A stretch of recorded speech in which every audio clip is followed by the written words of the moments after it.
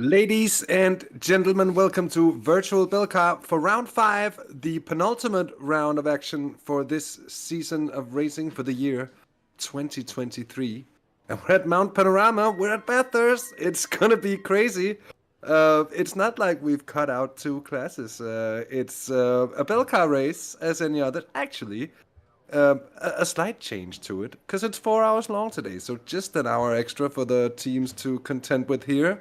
We had Edway strucken by illness, I'm afraid. So joining me is a special gentleman indeed. It's Ronald Mons, the big brain behind the series, and with an interesting part as well, as he's sitting live at race control at the Zolder circuit in real life, which means that we'll be getting some insights into what goes on behind the scenes.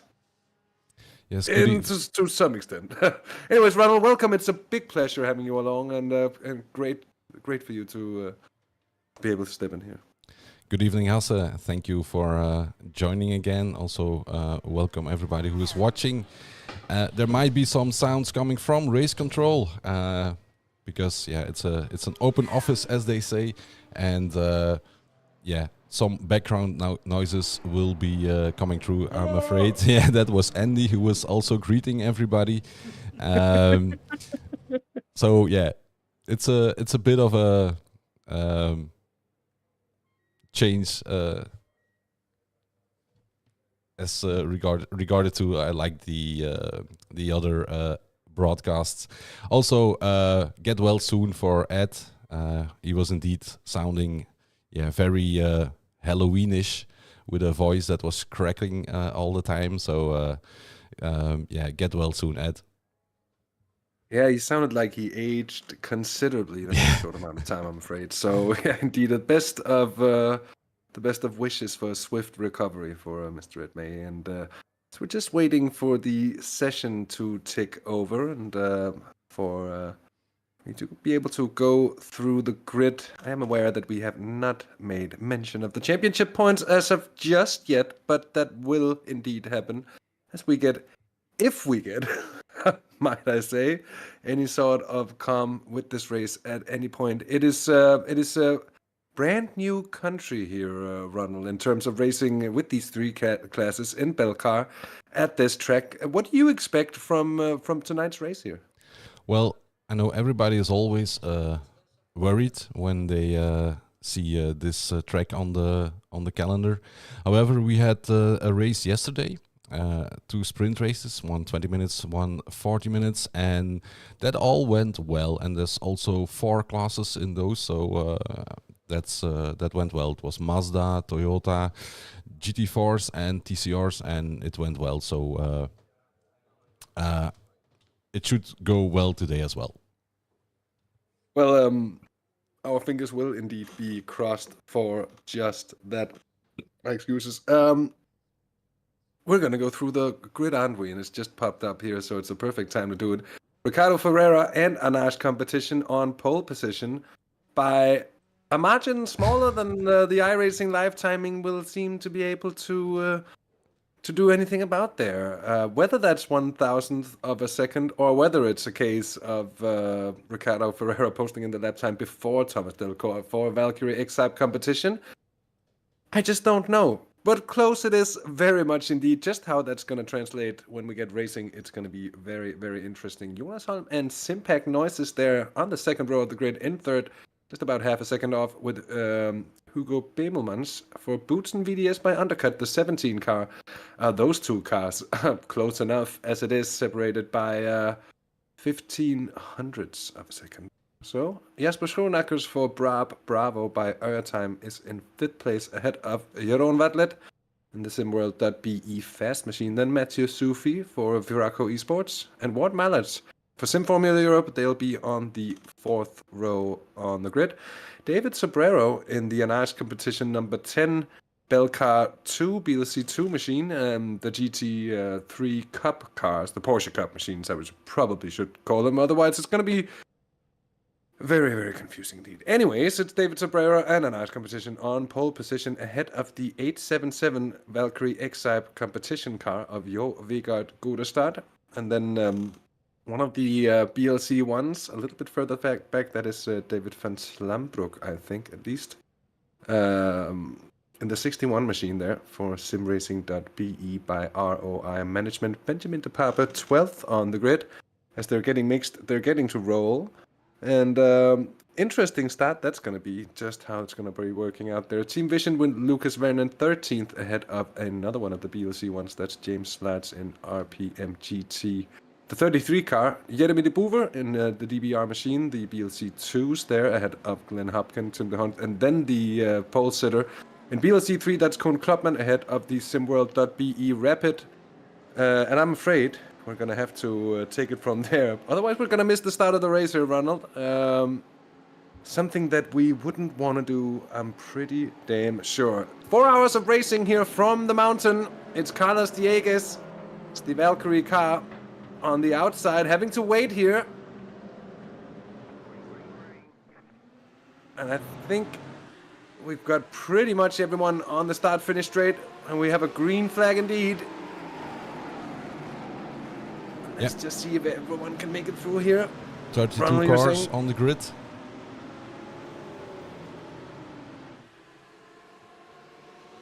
And plenty of size.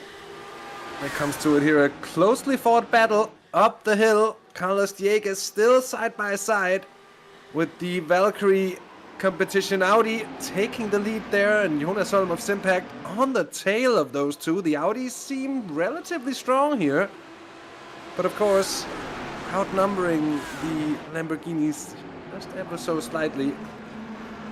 As for the first time, the BLC 1 machines are climbing the mountain. Our BLC 2 leaders have actually switched around as well, so the switcheroo in both of the two top classes.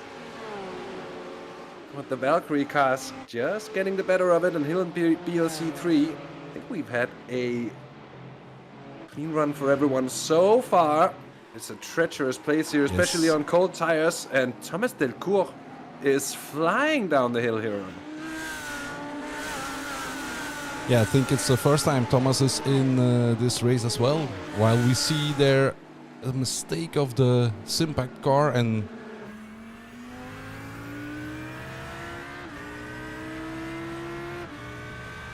it was very close, but all went well. It looks like they've gotten away with it. You would suspect there to maybe be a little bit of damage. Does not look like it on my part, at least. And it looked like the steering was straight as well. Yeah, it was just a slide. But that made that the undercut was getting closer as well.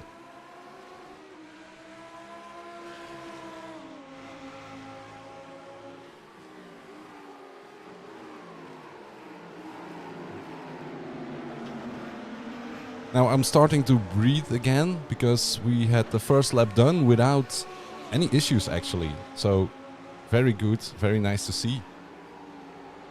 Absolutely so, and maybe just the drivers being extra cautious because they know it's going to be a chaotic 4 hours. I'm thinking especially for once they really get rolling in traffic, we might see a few drivers get into difficulty. But this is a track that is so unlike anything else. It's a bit like the Nordschleife in the regards that you have absolute experts. It might not be the best drivers around at other places, but that just know every inch of tarmac over this mountain, up and down. Yeah, and it's one of those tracks that you hate or you love, and there's not much in between actually. I guess that's a pretty good call on it. See the dial drivers scraping the wall into Skyline every single time. Oh, that was a bit of a touch there as well. Yeah, they also have a 15. Each 15 incident points they get a drive-through, and there is a disqualify at 35 incident points. So you really need to manage everything here. Yeah, good reason to keep it squeaky clean. But there is something to be said for, Ronald, that the standards you set is whatever drivers live up to. So the more lenient you are, the more leniency the drivers will take, so and say. Yeah. And we like it squeaky clean, as we've seen here. What a great start. What a great opening 2 laps here. Still looking at the fight for 3rd place in BLC 1. Hugo Bemelman's on the tail of Jonas Holm, still not able to find himself with a real run, but he might just be sitting there comfortably at the moment. Maybe able to eke out a little bit extra on the fuel saving. The Valkyrie X sidecar is hammering ahead though here. Thomas Delcourt with a sizable 2-second gap here, early on rather. Yeah, I think it's the first time Thomas is driving in the virtual Belcar as well, if I'm not mistaken. I think he just entered the lineup of Valkyrie for this race.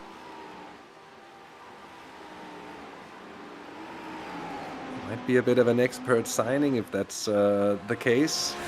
Certainly doing a great job over what is indeed a difficult part of this race. But I've been thinking a lot about the traffic aspect of this, knowing how hard it can be just to get your car over the mountain in itself. Once we get the 3 classes properly mixed up later in the race, we're bound to see some situations that'll put some drivers in a situation they probably haven't really been in before, given that you so rarely encounter any kind of multi-class racing at the mountain in the first place. So it's rarely treading ground, if you can safely say, for a lot of these drivers at least, and just how they're going to cope with it.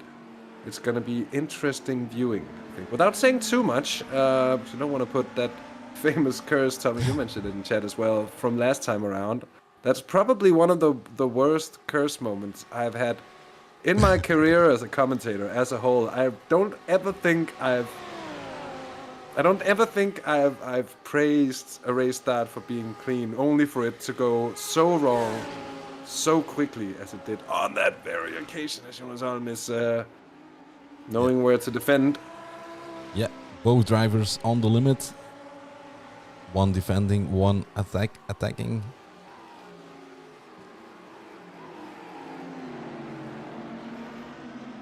It's a good opportunity there for the 42 machine, the Bravo by our time there, driven by Maxim Robrook, to just tag along.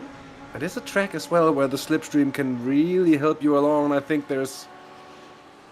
I don't know if that's a bad exit from Jonas Holm or if he's just trying to let the Boutsen Audi through, and the 42 is going to try to take advantage of that. Yeah, he's backing off a little bit. Yeah. Might it be that there is a little bit of damage after that situation, or he's just maybe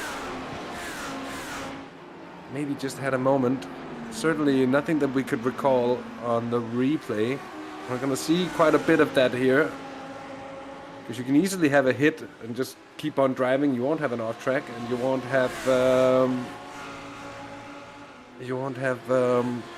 won't necessarily come to a full stop and have a crash as well either. So we're gonna try to be vigilant, but also know that it's gonna be hard.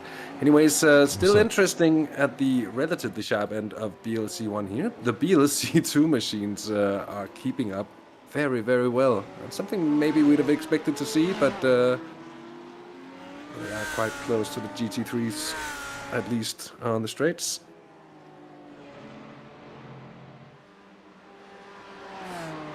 Yeah, it looked to me that Wout Mallars also touched the wall slightly into Skyline as well. There was some dust, and again another one that hits the wall. This time, yeah, it was indeed Van Gucht who scraped it. And you just also have to be so careful.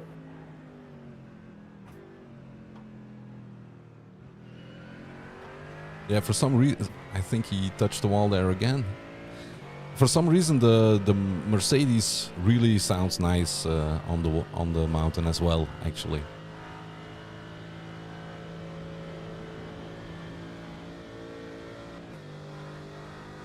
You do get a lovely bit of reverb here and there. comes through the tighter bits. It's not a bad engine sound. It's just as it is with so many of the GT4 machines that you can really hear on the engine that you could get it to do a lot more than it's doing, and it's like a very strong cyclist riding in zone 2. Yeah. Um, So that means that that's- you can still talk if you're in zone 2. Yeah, exactly. It's talking territory, exactly. Everything looking very orderly here between the BLC 3 machines. A little bit of a move that was Lawrence de Vlieger, the Eagle Speed Academy eSports S car, I think, just getting through. Yeah, Lawrence also showed great speed yesterday in the race in the Virtual Belcar Skylimit Sprint Cup. He also showed great pace.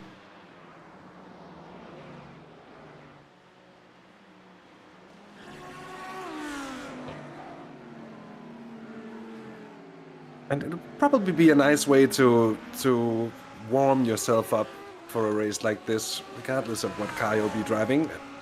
Just to know that spending minutes on the track always matters. It matters that little bit more here. Christoph Raas now on the tail of Ward Mallards. The top 5 have been broken away ever so slightly from these two. It's still close gaps. That was, and Raas. This is gonna give us a chance to pull off a short replay here. Just a case of going a little bit too deep. So easy to do there. Yeah, and great response from Ward Mallards as well. Just leaving the room and then keeping the place as well. He goes wide. So he's really trying as well, but they want to keep up with the pack ahead. There's really something to be said for the slipstream working wonders on the long straights of this track, and a track that's notoriously hard to set up cars for as well, given that you're bound to want as much downforce as you can get basically over the mountain. You also want to have the highest top speed possible for the straights, and those two, well, there's bound to be some compromises made here. Hugo Bemelman's doing a good job, but not being able to break away from Robrook or Jonas Holm, who's settled into the rhythm behind these two. Out ahead, it's Thomas Delcourt. And I think the pace has somewhat matched between the two. It's 2.5 seconds. So last time we checked, it was just half a second smaller. It means that Carlos Dieguez has upped the pace to keep up with the speed of the guy up in front. He was actually a slight bit quicker on the previous lap, so interesting to see. And now that the race has somewhat settled in, I'm just going to take a quick moment, Ronald, to go through the standings. In BLC 1, in the GT3 cars, it's the car in the picture at the moment, the number 1 machine, Anage Competition GT3, leading with a total of 94 points. Valkyrie X-Type Competition second with 80 points, and then the 17 Boots and VDS by Undercut car with 45 points to their name. Huraco eSports in the 36 machine, 36 points to their name in 4th place, ahead of simracing.be by ROI Management. At the same amount of points, the 61 car there. A point less for the 13 car of Simpac Noises. And then Sim Formula Europe, 26 points to their name. We have Rata Racing Panda and JWS also just separated by a single point. Simworld.be fast, another point behind, and then a pack of machines following after that. In BLC 2, it's the Valkyrie X-Type 877 machine with a strong, clear lead, it has to be said, in the standings. RPM Motorsports is second with 56 points. So that's 32 points less than the leading machine, and a lot of stuff has to go wrong for them if they're not to be crowned champions come the month of December and the 24 hours of Solder. ART Sim Racing 2 is 2 points ahead of the sister ART Sim Racing team. They're at 46 and 44. And then Anash Competition Pink in 5th place in the standings with 41 points. GT Racing by Senum 6th with 30. DBR 2 points behind them, and with 20 points it's DBRP, the number 3 car. The 81 Brab Charlie by Actimo has 20 points to their name as well. Just 2 points clear of their teammates. That's the Brab Alpha by Airtime Machine. And in the BLC 3 class, it is the Traxxas by JWS Classic Cards. They still lead, but it's very close though. 81 points to the leader's name. 76 points standing to the Anash Competition Eau Rouge 100 machine, currently leading in BLC 3. 70 points at the moment to the 32 SimWorld.be Rapid car, so they are by no means out of it as well. Fastlane Motorsports, 53 points, a clear gap down to 4th place in the 912 car. Draco eSports Black, they got 31 points to their name in 5th place, and then 6th is Squadra Veloce by Fastlane Motorsport, they got 21 points. 1 clear of 7th place, Valkyrie X-Hype GT4, and then the 101 Anash Competition Light Machine, 16 points to their name in 8th place. 9th is Deciped ahead of Dynamics Racing Pink, Eagle Speed Academy Esports Digitrax, and the other Eagle Speed Academy Esports car. Oh, a lot of talking. I tend to do it a lot. Let's see what has happened here on track. There was a moment for Christoph Ras. We did see that. And there's been one for Loris Pascucci. Says he's been. Well, that sounds very Italian to me. The 777 there having a, shall we say, a bit of a moment there. Yes, that was very close to the wall, but nicely saved. New overtakes we've seen as well. This is one we're going to be seeing quite a lot of here tonight. Through the kink. It's so hard to keep it on the inside. And as you can see, often it is the wiser decision to choose really to fight. Still 2.4 seconds between the two leaders. And then Jonathan having lost a little bit of time here to the 2 cars ahead.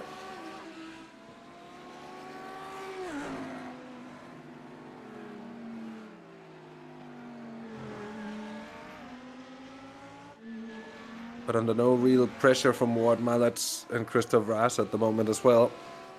So in that regard, it is indeed good. And they'll want to see if they can get the better of that 17 car in the long run. Of course, still a haul of points to be scored at the 24 hours of Solder. You want to put yourself in the best position possible. Mansir beginning to look a little bit under pressure here from Maxim Robrook, doing a very good job in the Bravo by Airtime.com machine. The 42 car really sitting close here, and wondering if it's just staying comfortable underneath the tail of the car ahead, or maybe planning some kind of move here. So we saw a move coming from Lauren Stade on Jorrit Swinnen. The Team Vision car in the 992 getting overtaken by the 32 ART sim racing car. Yeah, the cup cars are still quite close to each other, at least if we skip the P1 and P2. And they're still ahead of 2 of the BLC 1 machines as well, so that in itself is quite an achievement, I would say, for any of the BLC 2s, given that that there is, after all, a difference in how quick they're gonna go, especially around the corners here. Yeah, they have great speed on the straights, but it's a very tricky car in the corners, especially going downhill. So I expect there to be difficulty at some point. I noticed something as well that I haven't touched upon yet, but I was going to. Now I'm gonna. If I could just find the weather. That'd be nice. There we are. So look at that. Track temperature of 45 degrees here. Early days in the race. And we might see that cool down if the clouds break through a bit. It might also just be a hot afternoon for the drivers. should we say evening? It's probably not, because it is indeed. It's pretty cold. At least here in Denmark it is. But those tires are gonna be have to be kept in check. That might actually also maybe explain a bit of the reluctancy for Carlos Dieguez at the early parts of the stint there. Maybe not just wanting to overwork the tires and maybe keep it a bit alive for the later part of the stint. Does look like he's getting closer to the Valkyrie car up ahead now. Yeah, in the race yesterday there were some people saying that when the track got colder, it also got slippier, actually, going downhill somehow. For some reason, maybe the setup wasn't working in the colder on a colder track, but they were saying they were struggling more than in the practice session where the weather was a little bit hotter. So usually a cold track means faster times. So we still need to wait and see, I guess, to see what will be the effect of the dropping figures. It's also the sun is going down, I think around 7 something, after 7 o'clock in the evening at the date that is set in the sim. It's the same day as the real date, so 20 October.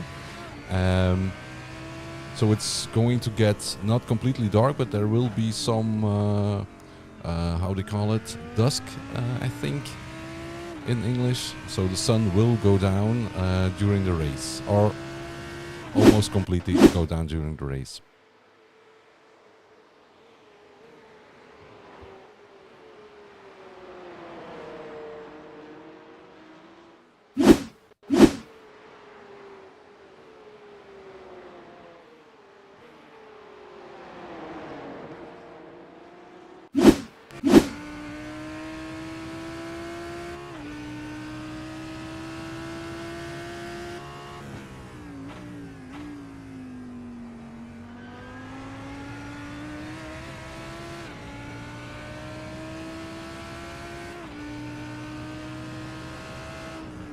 I'm also curious what tires will do after, let's say, maybe half an hour, 40 minutes of racing. Not sure how bad tire degradation is.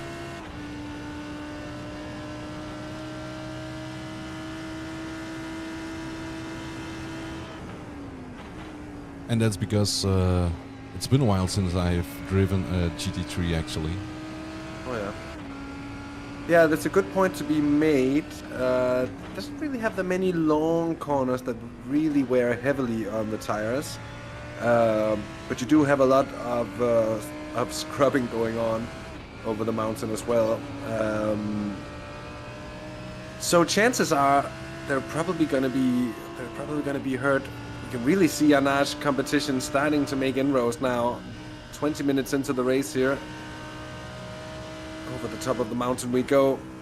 Yeah, and I think they are also getting closer and closer to the back of the field actually. Yeah. It won't take long, I think maybe like 2 laps or so, and then they will meet traffic for the first time. So that's going to be a very interesting few moments. We have it. Yes, yeah, they are already. Yeah, they're already there. You chose the perfect moment to mention this, Ronald. That's on point. This is a sort of example of what you want to see as a driver. A car you can catch perfectly timed into a braking zone. It's not going to hamper you too much. It's not going to hamper the slower car too much. You can just sort of get it done, and it's over with easily. But once we get over the top of the mountain, onto the mountain in the first place, really, that's where things are going to get a little bit more interesting. So let's stay with the leaders here as they're going to make their way through traffic here for the very first time. Yeah, you know for sure that some of the drivers will try to use the slower cars, the slower class as a buffer between them and the car behind. So some will probably try something risky just to make sure there's a couple of cars between them and their nearest follower. So onto the mountain, and immediately it's squeaky bum time. Yeah, and as Look you at can the see, Anash cars, yes. Carlos Diegues. Oh, and that's just not one or two; it's 3 cars, led by his own sort of teammate in the PLC3 class, and now he has to painstakingly thread the needle. And mind you, at a sort of intensity level that he's not used to working with the car, so it's gonna behave quite differently. Driving at GT4 speeds and the GT3 speeds he'll be used to. Although they would have had plenty of chance, I guess, throughout the week's practice sessions as well to get somewhat accustomed with the traffic. But you can see here, basically hanging around all the way through, and now the gap has grown by a massive 4 seconds. Yeah, that's an example of what I was explaining. So Valkyrie really wanted to get those cars between their car and then the Arnage competition car, and it went well, and it paid off. It's going to be one of these where traffic is going to be giving and taking away, and I think whoever gets the better rate is going to come out on top tonight. It might just be that it's the case. Thomas Delcourt has done a very, very good job so far over these opening 25 minutes. He's got a lot of traffic in front of him this time as well. Yeah, I'm not sure he's going to make it all. But he might just be able to sneak his way up on through before it's again, the left-hander onto the 3 mountain. cars. Yeah. Oh, a short moment there. One of the machines up ahead. He's going to sneak up on the inside here.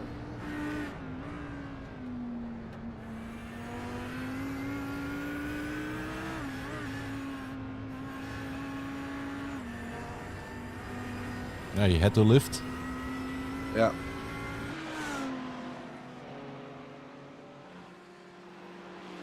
And it just doesn't really look like there's any way through over the top here. Maybe. No, it's very tricky to go there at that spot. But he also sees that Arnage has also got cars in front, so that's maybe why he's not taking any chances at this point. Well, but the gap is diminishing though quite quickly. He lost about 3 seconds, so as I said before, it's going to be equally giving and taking away. Still a nice battle here going on for 3rd place in BLC 1. Good point there. I see Bo in chat, just underneath the second between the 2 cars. I think that's Christoph Raas who's found the tail of Ward Mallets as they come off the mountain.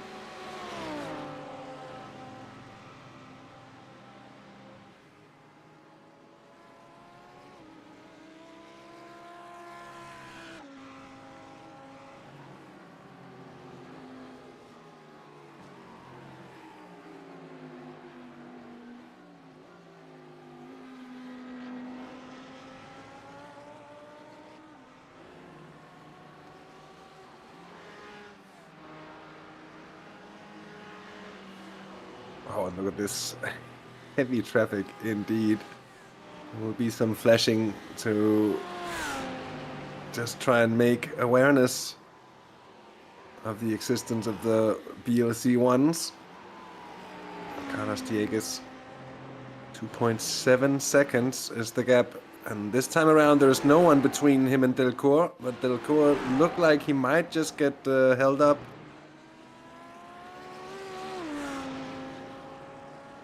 Yeah, again, 3 GT3s in front of him.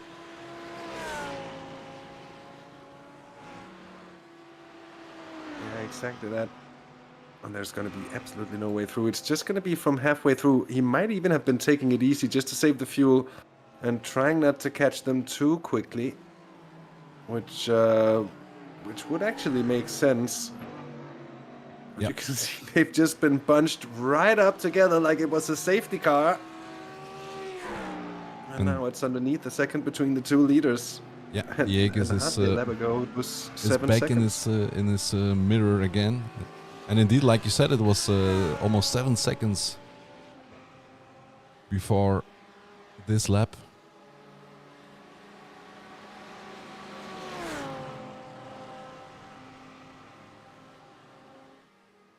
And that has to create some hope for a lot of the drivers sitting slightly lower in the order at the moment. That fortune might still just smile upon them, and we might just be in for a race a little bit different than what you'd usually see.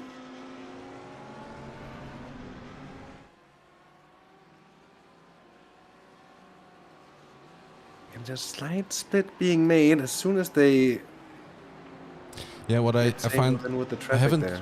we haven't been following Carlos, but it's more or less strange because he was very close to Delcourt when coming down into Forest Elbow, but on the straight it looks to me he can't keep up actually for some reason. Oh, That is not great. no.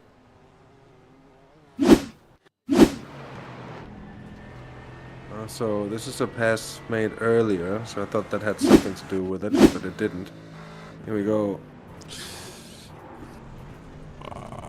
Yeah, it was completely missed his braking point, but maybe he could have tried to go to the left actually. Yeah, there was some room there's to avoid this kind of impact. I was about to say it. There is often a chance to do just that and to avoid any bad incidents like that. Diego's making his way through on the sister car there. So when they're alone, the GT Force BLC3 might just look like that. It is possible to sneak your way on through at least at 1 or 2 points over the mountain. It'll be a different story once we get to the BLC2 field at some point. Mind you, the leaders are still only about 30 seconds off of the leader or so. But that wasn't great. I'm gonna be honest with you. I suffered the very same fate in a official IMSA race at Le Mans in the GTP today.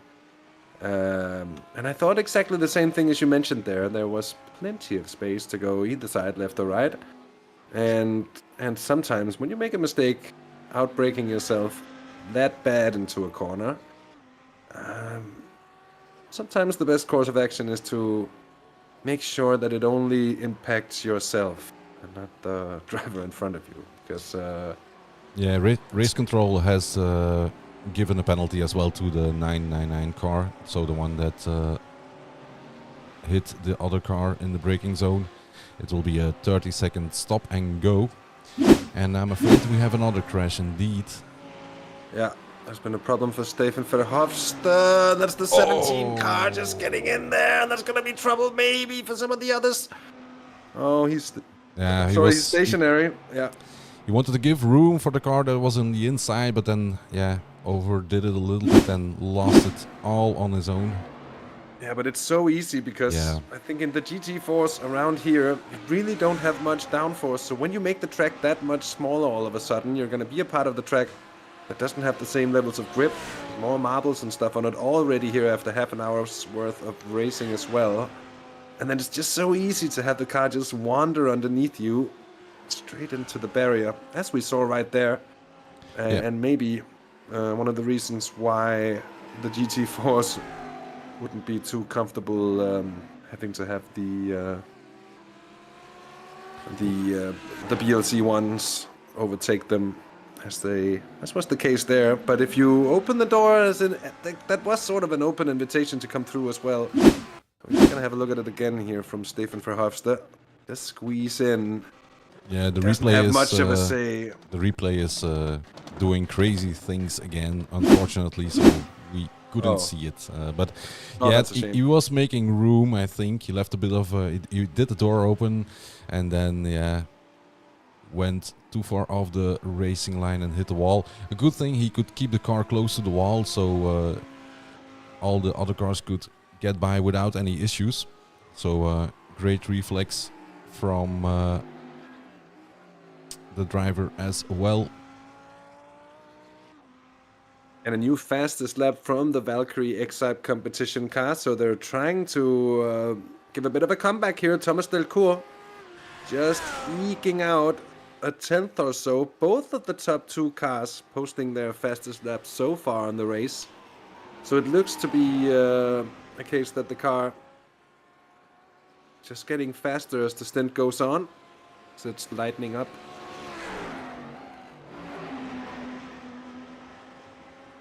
And these two still going at it. Still Maxime Robrook on the 42 machine. Looks relatively content to just sit on the tail of the Audi. Don't know if the Audi's any stronger than the Lamborghini in the straights or so. Maybe that would explain it. Maybe you know a little bit more about the balance of performance and the relationship of the performance of the 2 cars. Yeah, maybe they're just playing it. Also, could be a strategy as well, not to fight each other and just try to break away from Jonas, who is in 5th place. Because if they know if they start battling, they will lose time, and so maybe they're just sitting nicely behind each other, knowing that they have more or less the same pace.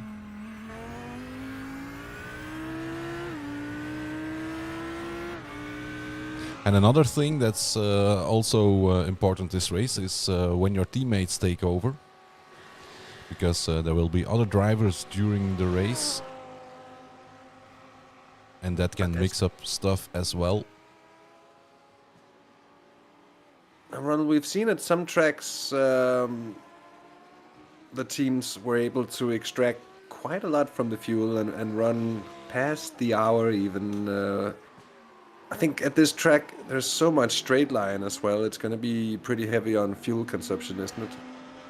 Yeah, talking about that, I see that Gregory Franks also already went into pit. I can't recall he had an issue or something. So, but they did change drivers as well, I think. I'm not sure. But he was in pit lane. Yeah, that's true.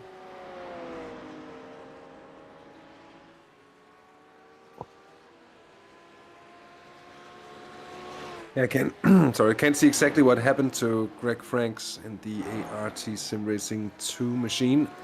No, they swapped drivers as well, because it was Benjamin De Pape who was driving. Oh, yeah. So it might have been a hardware issue maybe on that parts issue. Wanting to come in and change as well at that point. Either that or just a loss of feeling and maybe confidence in the car here, as Carlos Dieguez is coming up to the aforementioned number 12 car, and he's gonna find his way through there, and it's gonna be a bailout move there. Yeah, and a slowdown for Gregory probably as well, but yeah, better a slowdown than being killed. And I think maybe it's a splash and dash, but at the start of in the first half of the race that they're doing it maybe now, rather than having to do it later in the race. That might make sense if they can time it with some traffic that they would then avoid. Then it would make all the more sense.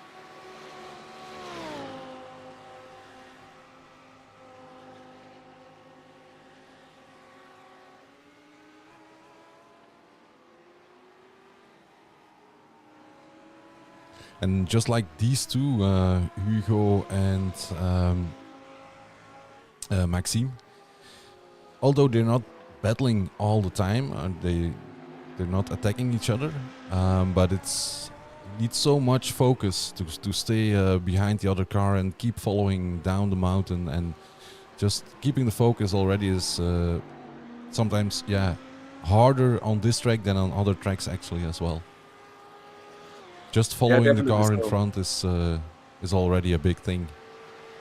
And also there's, even for these drivers, even at this level, there's always the risk of someone making a mistake at some point. If you're too close, you just give yourself a very, very short time to react, and sometimes you will indeed be without a real chance of doing anything about the impending doom that's about to happen ahead of you. So often a track where patience is well rewarded. So they're making their way through. It's going to be the 12 car, I think. Yes, indeed. So this is really where the difference shines between the BLC 1 and BLC 2 machines. And Bemelmans, is he going to send Again, that through? That's going to be a Gregory double. is really He's not going to be too happy with it. no. I It's the think second he's gonna time be- because the lap before it was at the same location. Yeah. Yeah, it was spot on in the same location, actually, and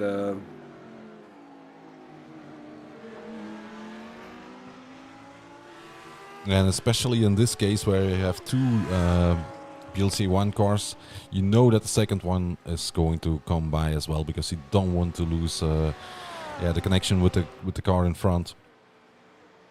yeah, and that sometimes creates some hairy situations as well for the slower class cars to deal with, and a little bit of a moment there for the Edgy. 9 machine. That was on the limit for a sec there. New fastest lap for Thomas Delcourt, and the gap actually having been built up to around 5 seconds yet again. So interestingly, Audi beginning to stretch the legs on the Lambo, and behind it's been interestingly sort of waving back and forth between the two over the course of this opening stint. Yeah, and actually like P3 and P4 are not that far off actually.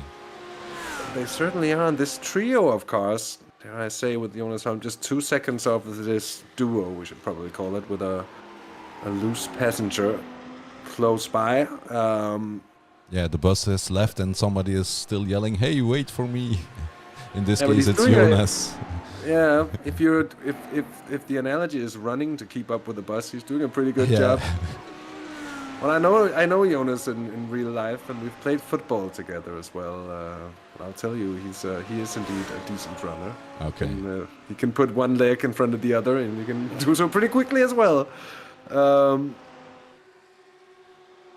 It'll be interesting to see once we get to the pit stops if there's going to be any gains there. Maxim Robrook now beginning to show his presence in the mirrors, actively really trying to pressure the 17 Boutsen VDS machine of Hugo Bemelmans. And I have to say, a bit by surprise, expect the Boutsen team to be strong.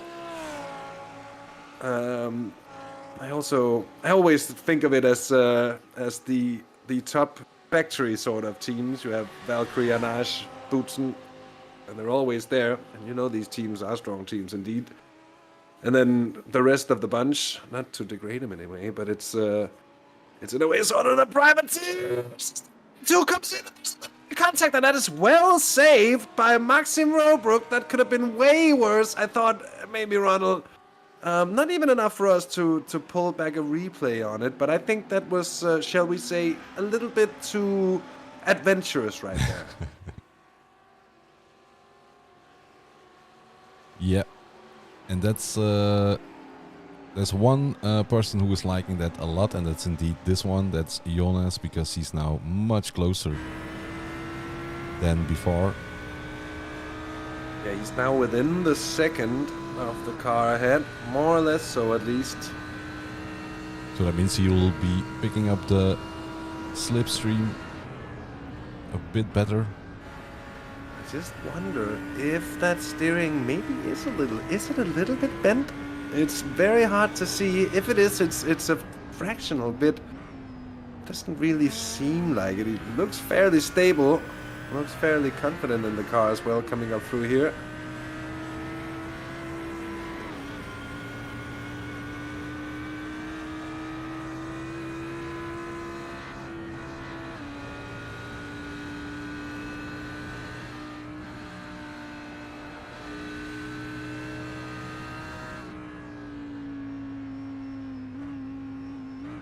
This is where we saw a few cars through Skyline there. Oh, that's a moment for the 42 again. And that's gone and lost. Maxim Robrook maybe getting a little bit red-misted here. I was about to say, and actually applaud the patience that was being put forth on the 42 car. It looked like it was fairly hard to get a run on the Audi. Now it's Hugo Bemelmans who's broken away. It's 1.8 seconds. And as Jonas Holm is now going to put on some pressure of his own. Ward Mallard's still another 4.5 seconds down. It's about 10 seconds down to Christoph Raas in 7th place from these two.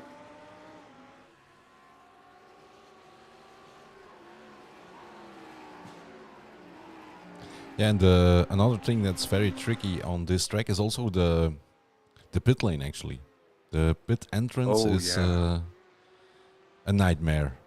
Yeah, it's terrible. It is absolutely terrible. Speaking of, if I'm not mistaken, there are almost like, it feels like 2 chicanes in when you go into the pit. Yeah, it is, and it's so easy to make the mistake of outbraking yourself, especially in the Porsche Cup car without the ABS. If you go too hard on the brakes, you'll find yourself going very, very, very straight. And also, you don't want to touch too much of the grass either. Anyways, just looking a bit at Lawrence Stade here. He's got about half a minute to the 2 leaders up ahead. A slightly dented left front there, the 32 machines, but it does seem okay. There's then a slight dent on the rear as well. And that, I think, is what's bound to happen as well. We spoke about it earlier, Ronald, but a lot of cars carrying the scars of something that we haven't seen. Yeah. You go to wonder, what the hell happened there, and there, and there, and there? And there'll be 100 stories, if not more, still, from all of the drivers later tonight about all of the things that maybe did, maybe didn't, maybe almost went wrong. But there's bound to be a few moments in a race like this.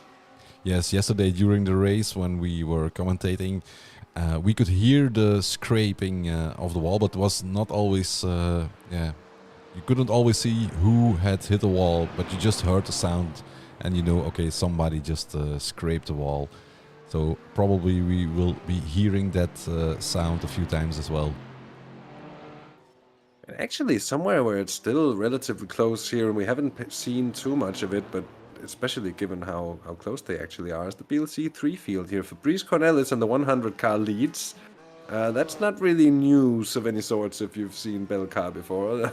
That's at least something we've seen before here. But Chris van Hucht here is doing a very good job in the 912 car for Fast Lane Motorsport. Sitting in 2nd place, just about 5 seconds down. That's the 33 Lambo of James Slats, just making his way through. Michael Holsters in the 114 Simworld.be Rapid BMW, 3rd at the moment. And then Valkyrie X-Type GT4 with Loris Pascucci.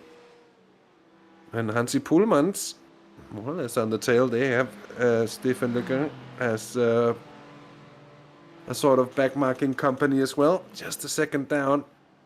You'd expect the BMW to walk on the straights here compared to the other cars. And I mean that as a good thing. It's a bit of a weird term to use. But anyways, you would expect it to be fast. 7-gear gearbox and all of that. But maybe a little bit of damage to the front end here. He's actually been gaining through this final sector well.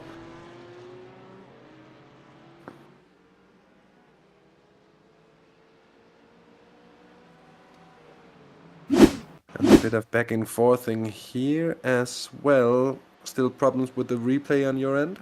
No, this one is looking fine. Oh, that is... Oh, is going to stick it all the way through on the outside there.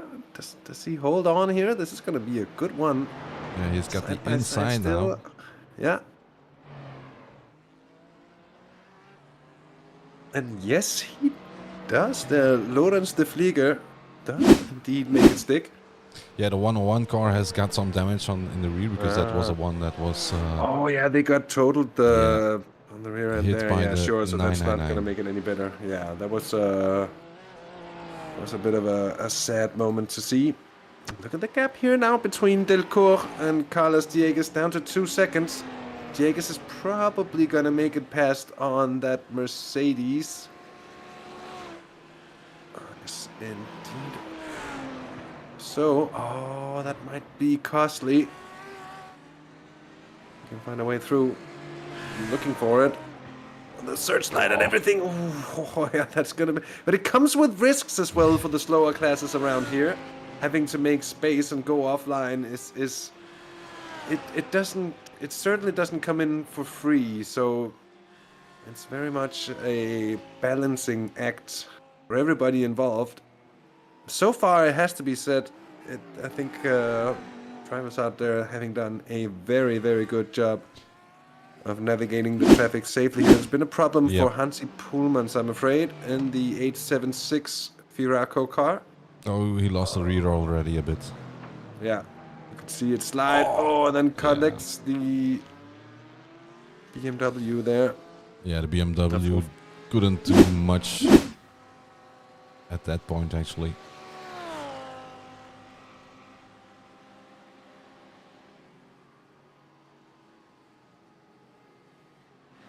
But it could well be that the BMW has got some damage because Stefan Le Guin is in pit now, so could be a bend steering maybe.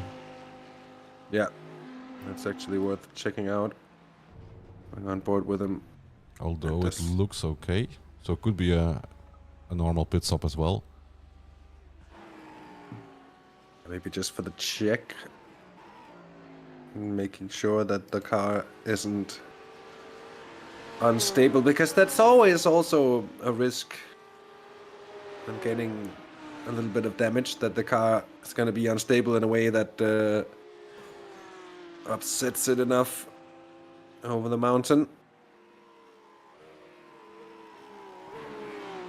Mind you, this is actually a battle for position with Lauren Stade and James Slatz.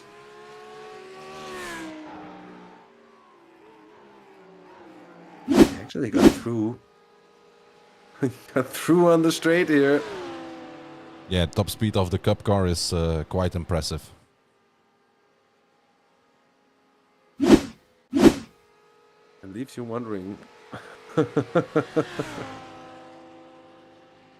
But it is okay.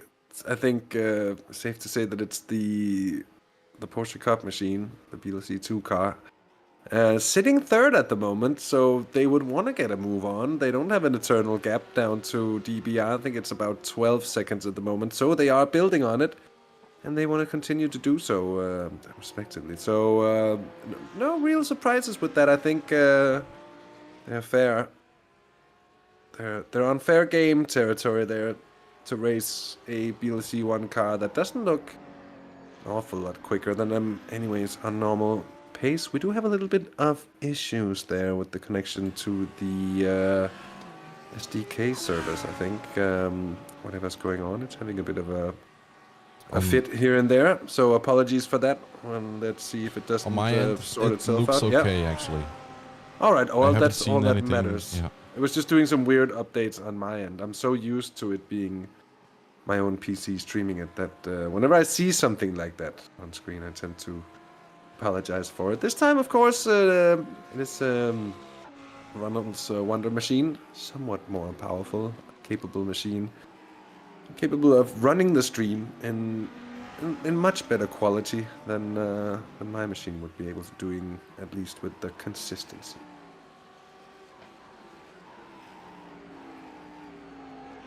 Maybe Ronald will be the one to answer Kevin's question here in chat, if there's going to be more GT3 cars available for the next season, or if it's going to be Lambo and Audi yet again only.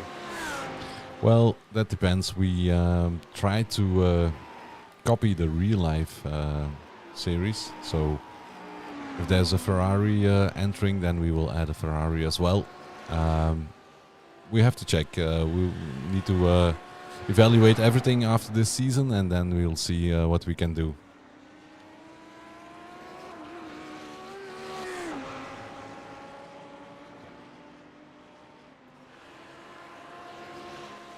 I see the value of having the reflection of the real life series in the sim. Do also see, of course, why people would like to see some of the other cars that are racing around. Say a Porsche 911 and a Ferrari, for instance, would spice up the series, bring the diversity that has been coming to GTP, for instance, in the races that uses the GTP prototypes. I think it's the first time in iRacing that we have a full prototype field as such with all the IMSA contenders. Of course, you could take all the LMH, the hypercars, and have a much bigger field. But just looking on the American side of things, the IMSA side of things, this is a full grid indeed of what we have possible nowadays, and that is it's quite something, I have to say. Yeah, if we look at the real Belcar, then the Cup car or the other cars like the Audi and the Lambo and in the other class, they have been BOP'd as well to match the pace of the Porsche actually. So that's something we have done in the past as well. So also that's still something that's that could be happening. But like I said, we need to evaluate a lot of stuff and have a look at it and see how we can make things interesting. It's already it's the 4th season already, so we have to check and see what we can do next time.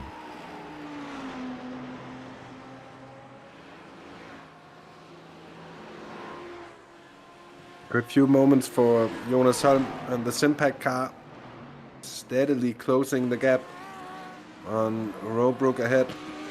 42 machine here, as we're expecting this to be sort of the last moments of this opening stint. Traffic up ahead, flashing lights. Now is he gonna go for it? Might just try it on the exit here. Jonas Holm is gonna squeeze on through as well. And these are the moments that could decide it. And you just have to be decisive. Yeah, and also trust the driver in the GT4 because if he makes a mistake, it can you could be all 3 cars could be dead.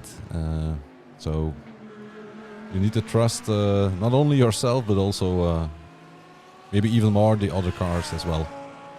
And it's such a hard thing to do, but we've seen this before as well with this exact field, this very season as well, that we have been having races with very few incidents. We have been seeing some big incidents, but that's been mostly on opening lap with some silly stuff happening somewhere in the bunch, and then consequences of that being quite big because there's literally nowhere to go in the end. Oh, and there's going to be a little bit of a sketchy moment. Jonas Holm thinks about making it 3 wide there for a second, and then promptly thinks better about it. But he gets a very good run here, tries to get a little bit of overlap. It's hard to see. I think he does have it. Yeah, he's got the inside now. That's going to be hard to defend for the 42. Only maybe with a better exit coming up towards the mountain, but it has been a little bit of a pace advantage for the 14 Audi. It did say 13 before. Does it say 13 on your end, or are they indeed now in the 14 car? I think it is the 14 machine, right? Yeah, it's number 14 in 4th place. Oh, there somebody hit something for sure because And that was Bamelmans, I think. we could still see the debris rolling onto the track. Or was that it? the pit stops? No, that's just pit stops, normal pit stops there for... don't know if that was Hugo Bamelmans or any of the other cars around here. Yeah, I think it was Hugo. Because it was just right in front of Jonas and Maxime. So I think it was him. Maybe he just scratched the wall. Yeah, that might have been. The car looks okay. Yeah. It can be deceptional. Even just looking at it. 0.6 of a second. That's going to be clawed a bit into here. On the back straight.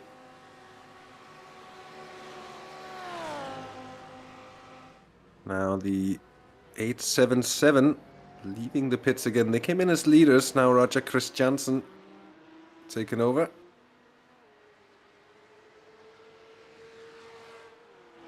As well, the leaders in BLC3 coming in here. That's Fabrice Cornelis. A few cars doing the extra lap here. Bamelman's coming in as well. And that's Jonas Holm. And the Brab car as well. To hang on to the extra lap. Or maybe just having spent that little bit less fuel. It might be a strategic decision. Yeah, it does add up on this track as well. It's not a very short track. It's 6 kilometers and a little bit, I believe. So yeah, it's a fairly long track actually in reality, like as such, and there's a lot of margin to be made up in terms of laps being run. Yeah, but that means you have to be sure you can make it to the end. If you go for the absolute minimum of fuel for the last lap, you have to be sure that you can complete the lap.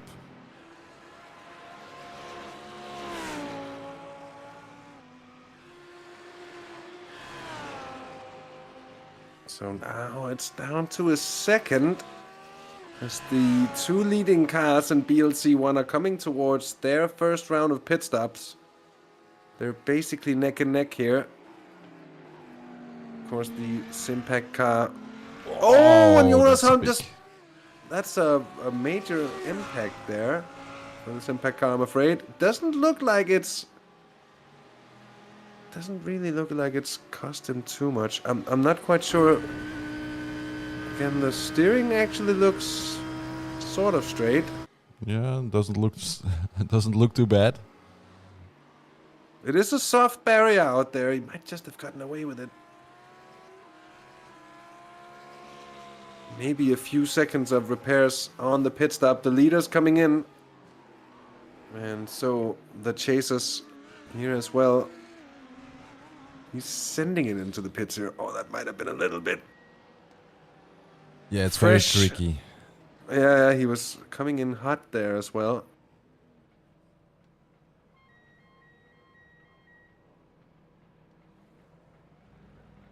With that, we'll see just in what sort of order they're going to come back out.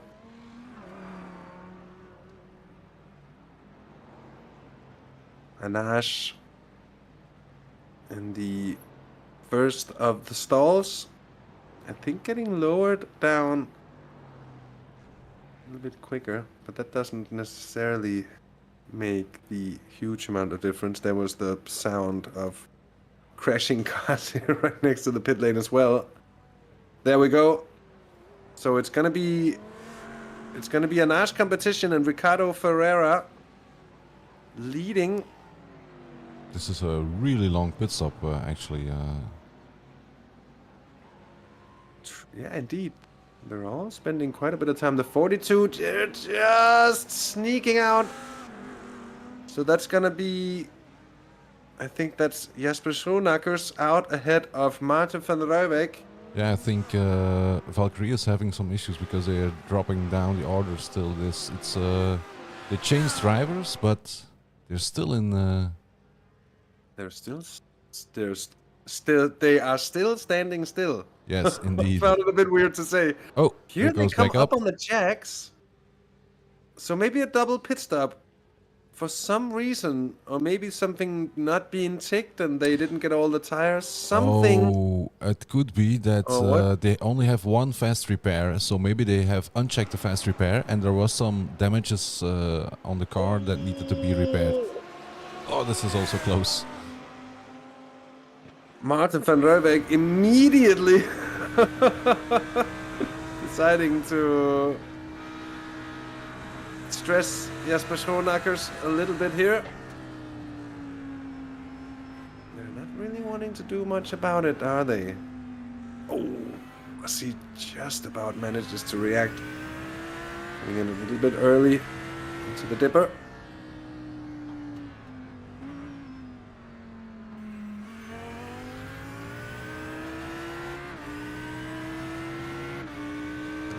Conrad straight.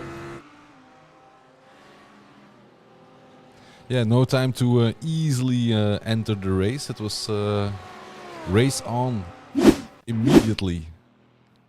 Trouble for the 485, the Eagle Speed Academy eSports G car Oh, of slides. Loic Lemal, slow sliding. But managing to stop at the wall and then rejoin pretty safely. And it looks like the well-built nature of some of the GT4 cars are going to be aiding them a little bit. And Martin van Rooijek has just gotten back up ahead of the 42 machine there. Schoenakers looks to want to be finding it a little bit. Tries to get the exit on the Dutchman ahead of him. And here's Boutsen. He's actually not too far. Jeremy Bonsodo, who's taken over driving duties in the number 17 machine. And by the way, the Valkyrie machine down into 12th place overall, so they're well within the BLC2 field at the moment. That's, to put it mildly, suboptimal, I'm afraid. Yeah, For them, that's going to be very, very hard to come back from, isn't it? Yeah, it's very painful because they were doing an excellent job at the front of the race, and now they drop back. So yeah, something went wrong, and so that was close as well. Oh, that was a touch. Oh, but just within the limits, and Martin van Rooijek has put himself ahead of the traffic here. Yeah. Now really distancing Jasper Schoenakers. Oh, that could easily have gone wrong. He's not taking any prisoners, that's for sure. No, Full that on. has to be said. Full gas. And he's closing the gap on the Boutsen VDS by undercut car ahead as well. It's now underneath 6 seconds.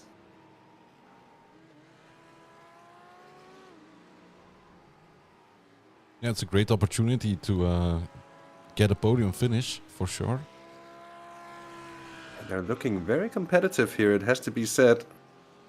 The combination of the two drivers in this impact car seemingly proving a efficient combination for this race. Also somewhere where it's fairly hard to really, or I would put it somewhere differently. It's a track where you really need a set of drivers that is able to navigate the track safely, especially with the traffic here. And you'll see bigger differences here than you would at your, so to say, your regular racetrack.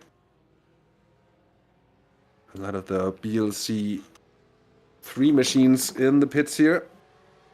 Yeah, and I believe, just to answer a question, indeed, that was the question I was going to answer. It is Chris van Gucht still driving the fast lane motorsport car.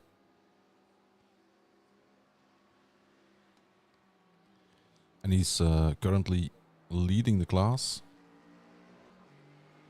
Yeah, but he's got a pit stop ahead of him. I so he'll think be so, probably yeah. coming in now. Oh, that's a little bit late.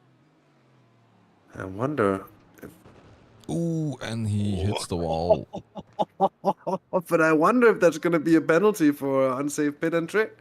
I'm not sure, actually. That's... I hope so. I certainly hope not, because that would be a big shame to see that for Chris van Gucht. He's done a very, very, very good job of this, of running this opening stint in a sensible manner, which is what you want to do.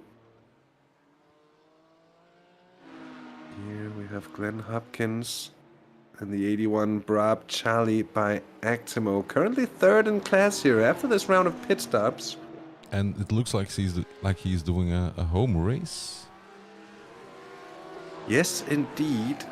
So it might just be that little bit of expertise. Oh, there's actually Or is it is it a Kiwi flag? I'm not sure actually, because I see Let's see. Antal Sabo as well is having the same flag. Oh, we have an issue here, I'm afraid. It's who's Franken in the 33 Lambo gets... Oh, that's a big hit. My And word, and the 101 just about escaping it. yeah, he was very, very lucky.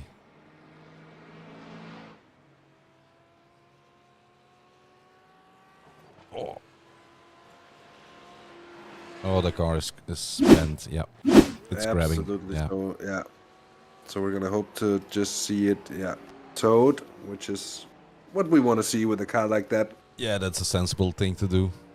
Yeah, you can It was a take big that hit. thing off on the mountain. It was a massive hit indeed.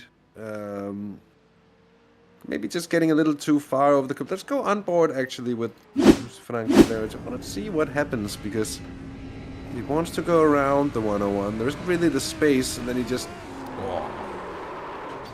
Maybe you could have brought the car to the right without hitting the BMW, but if the case were indeed between the wall and the BMW, then it's a costly choice to make on your own behalf, but it's one that might just save the save the race of another car. Yeah. The 101 car, of course, having had trouble already. Ricardo Ferreira here now 18 seconds clear of Jeremy Ponsodo. The problem there, as we saw on the pit stop, for Valkyrie Excite competition in the 677 car. Now with Michael Meyer, or Michel Mier. If he's truly French, he would want me to say it like this.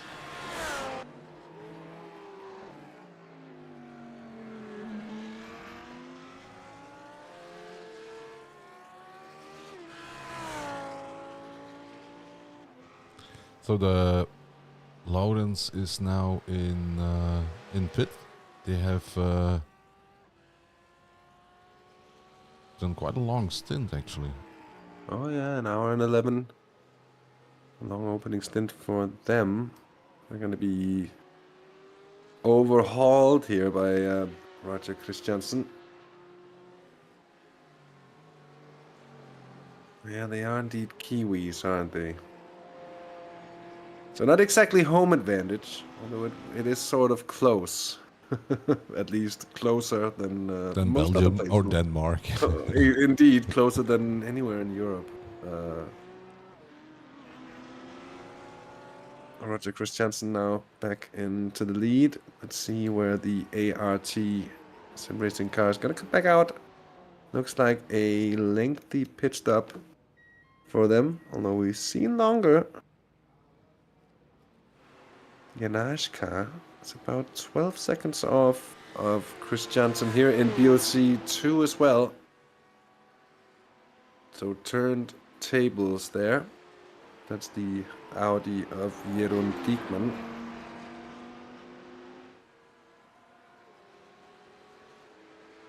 Yeah, it was. They were not sure if they could actually join the race, if I'm not mistaken. So that's a good thing that to see that they are running the race as well.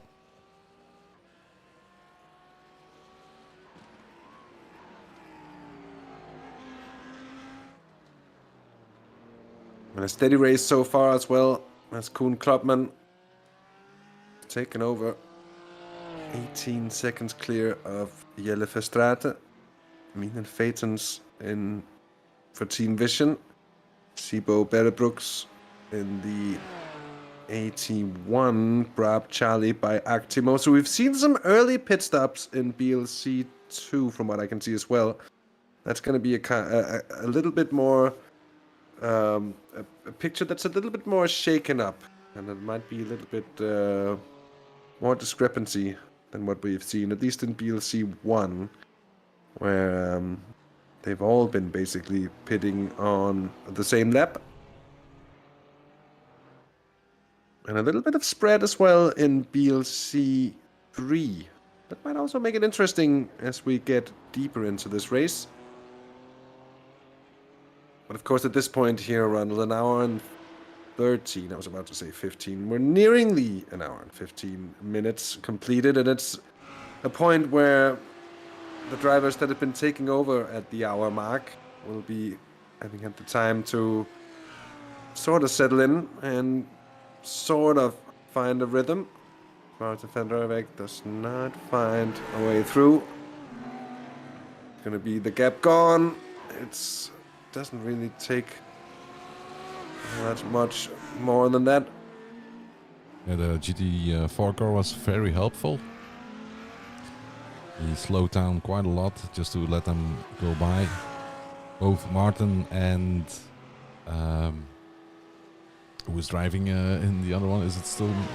It's Jasper at this time. Yeah. Yeah. But more interestingly for those two as well is the fact that they've both been catching up quite heavily to the Booten VDS by undercut machine here with Jeremy Bolsoro. Is that a problem here? Trouble for Bolsoro. Yeah, bit of a slide. A big slide as he went off. And he's not going to be pitting, so I don't think it's because he has damage as such. Might just have been tilting a little bit. Might not really have been that true rhythm found, that he's just coming in way too hot. Manages to sort of collect it. That's thrown away some more of the advantage, and it does indeed look like Laudenstad and ART Sim Racing is indeed doing a double. Greg Franks in the 12 car is not doing a double because they did the early pit stop, didn't they? Yeah, Ronald? indeed. Is that the car? So they did the early driver change. Out in front. Now 25 seconds clear. Oh, he touched the wall a little bit. Yeah. I think in most places you can do it and just sort of scrape a little bit off and it's no problem. But it's such a fine line to walk as well. It's a little bit too much on the turn in, a little bit too early, and you're gonna clip it. And if you clip it in the wrong place, that's gonna be... It's gonna be relatively lengthy repairs as soon as we're talking suspension damages, at least as far as I'm aware. That's usually counted in minutes and not in seconds, so it's something to be aware of. Of course, they do have a fast repair. All of the teams here. The Bootsen car really struggling, and you can see Martin van Rijwijk right on the tail. He's going to be itching to, well, basically just have a go as quickly as possible to try and put the Bootsen car between himself and the 42 machine behind that has also been keeping pace there. Jasper Schroenacker has been doing a sterling job as well. Van Rijwijk fighting Jeremy Ponsado. He gets ahead. See any reasons for Ponsado struggling like this at this point, Ronald? We haven't seen anything from him, but it seems the car really seems off pace here. Yeah, he's struggling with the back of the car. It seems to me that's he went also. He had an issue in the chase, and to me it looks like he's struggling with the back of the car a bit. Also the accelerating from out of Forest Elbow just looks like a bit of a slide as well. So I think he's struggling with the back of the car. Like it might very well be the case. He's certainly hampered pace-wise. And now, with company from Jasper Schoenackers, and onto the mountain they go. Whoever is up ahead is going to be facing a hefty round of traffic coming up here. Van Rijwijk now, of course, up into second place for Simpact.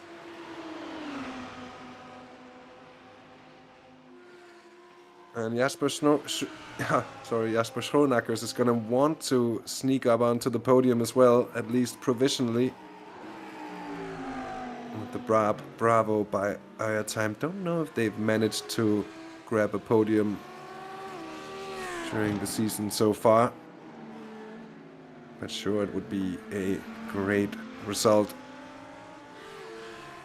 Of course, we're going to do what we always do and just take a short break here in about 12 minutes time. So when we're in an hour and a half into the race, we're going to be grabbing another one at the 3-hour mark, and then that's going to be it to take you through the final hour of the race, just to be able to stretch legs, backs, and fill up on those famed drink Caffeine. supplies. Yeah, and a bit of maybe a cup of coffee would actually be nice, but I'm supposed to race tomorrow morning as well, so can't go to bed too late. So it'll be a fine balancing act on my part. Still no move made for the 42, and looked like they really had the pace advantage on the Boutsen by VDS car, so it's about getting it done when you can. Maybe it was just overheating on the rear tires happening, maybe pushing too hard. That's on corner indeed exits something. and such. Yeah, that could be the case as well. Yeah, because of the slide, and then the tires are a little bit hotter than usual, and then you can easily get into all sorts of all kind of problems.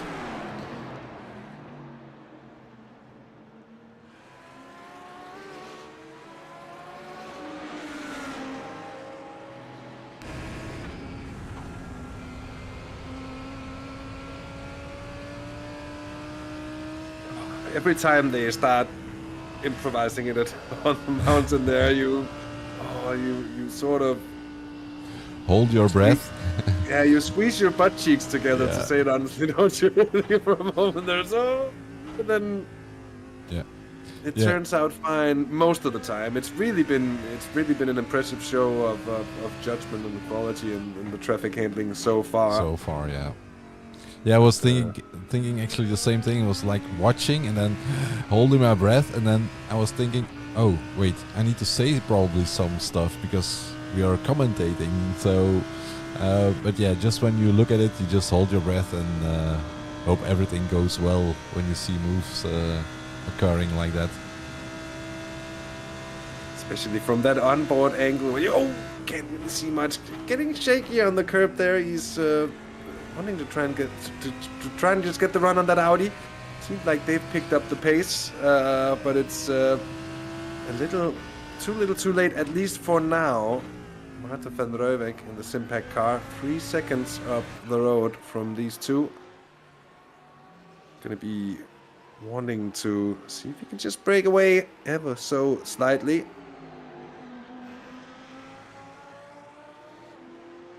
And at this point, this is where the few seconds in between can really make a difference. Van Rooijek here, I just catch this GT4 machine at a slightly inconvenient time. You know what? I'm gonna pull that back. That's actually pretty decent on corner entrance. And then looking back on the two next cars, gonna make it before the mountain. And this is what totally makes or breaks a lap around here. Oh, didn't mean to go into slow motion there. We could get some pretty good stills, but we'll save that for the interviews. Certainly be plenty to speak about there. Jeremy Bonzado, not the enough courage to send it on through. Gets a little bit of a gap on Schoenakers. And ahead, Ricardo Ferreira has actually lost a bit of time over the last few laps to Marta van Rooijek here. So the Dutchman in the 14 car here for Simpac doing a very, very good job. Could be a case of Ricardo Ferreira just not taking any risks in traffic and making sure that he's keeping it on there. But with less than 25 seconds and still a good 2.5 hours remaining on the clock, I think it's safe to say, Ronald, that anything can still happen here. Absolutely. And I just saw that I adjusted the decals on the Lambos, but apparently the decals on the Audi have been changed by iRacing as well. So I will have to do some updating regarding to the decal layers, apparently, because the numbers aren't in the same spot as before. I just noticed that. So I knew it from the Lambo, but I wasn't sure about the Audi. But it's clear. It's now it's different. You can see some damage here to the 29 Audi. Bavo fallen. You wonder just when that happened. Yeah, I have seen him scraping the wall a little bit. Might have just been a heavy touch, yeah. That's quite possible. Going into Skyline, there was a moment when they hit the wall a little bit, or scrape it, not really hit, but yeah. Yeah, but a heavy scrape. The wall.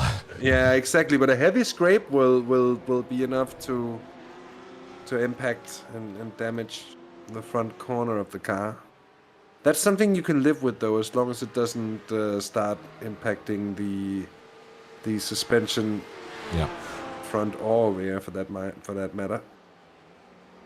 Milan Phaetons in the Team Vision car ahead of the. I thought actually that was the RPM machine, but that certainly isn't the case. And that's of course the Valkyrie Audi. Yeah, they have a lot of work to do. Unfortunately, certainly. Where are they even at the moment? They are way back, aren't they? On 7th. They are in 7th place. Yeah.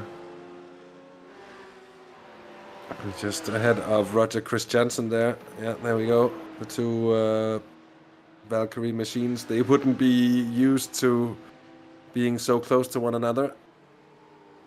Is it basically being an actual battle for position, more or less? Roger Christiansen is coming up to lap the number 9 car just as well as Michael Meyer is. So yeah, completely stuck in traffic. Yeah. And able to do absolutely nothing about it as well on the straights here. It's you sort of need the number 9 machine in this case to want to play ball with you and just break. Yeah, it has to happen in the braking zone. Yeah, and it is going to happen in the braking zone as well here. I don't think there can be any real doubt about it.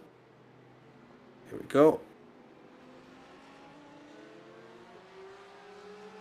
The 992 as well. Oh, that is the 992 and the 101 machine. And they almost make a tiny bit of contact. And as a race leader, sitting at a relatively comfortable 11-12 second advantage here for Roger Christiansen. This is what you really don't want to see ahead of you. No, and it looks like the 101 is attracting other cars at the moment. They haven't had the best of luck. That's very, very true. Oh, there's been trouble. There's been trouble for Jasper Schoenackers.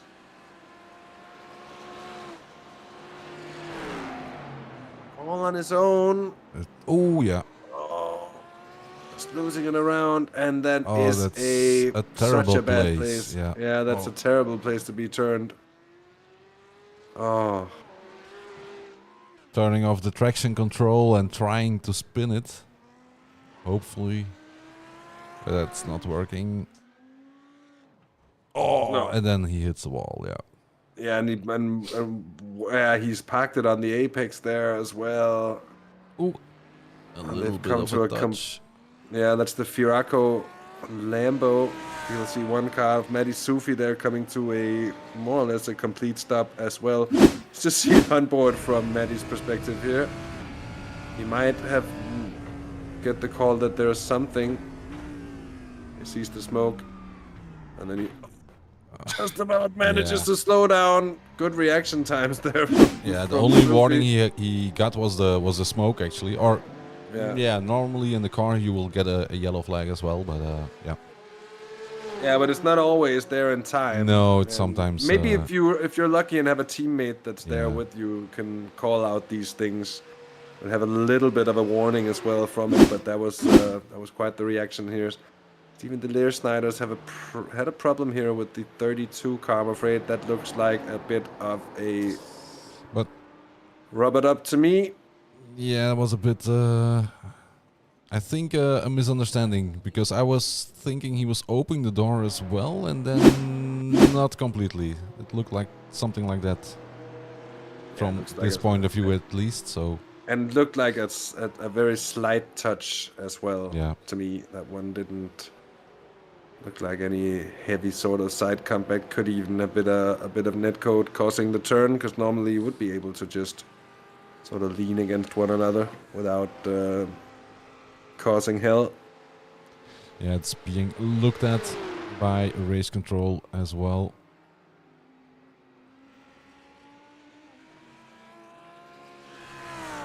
So at the hour and a half mark, minus 50 some seconds, it's an arch competition leading from Simpact and Boots and VDS by undercut in BLC 1. In BLC 2, it's the Valkyrie X-Type competition 877 of Roger Christiansen ahead of the Anage competition ping number 10 car of Antal Sabo. And then in third place, ART Sim Racing and the 32 machine of Lawrence Stade, currently doing his opening double stint. In BLC 3, it is Koen Klopman and the 100 Anage competition Eau Rouge machine, leading ahead of Fastlane Motorsports and Jelle Verstraeten, and then Stefan Legain for Squadra Veloce by Fastlane. So a good Fastlane night so far in BLC 3.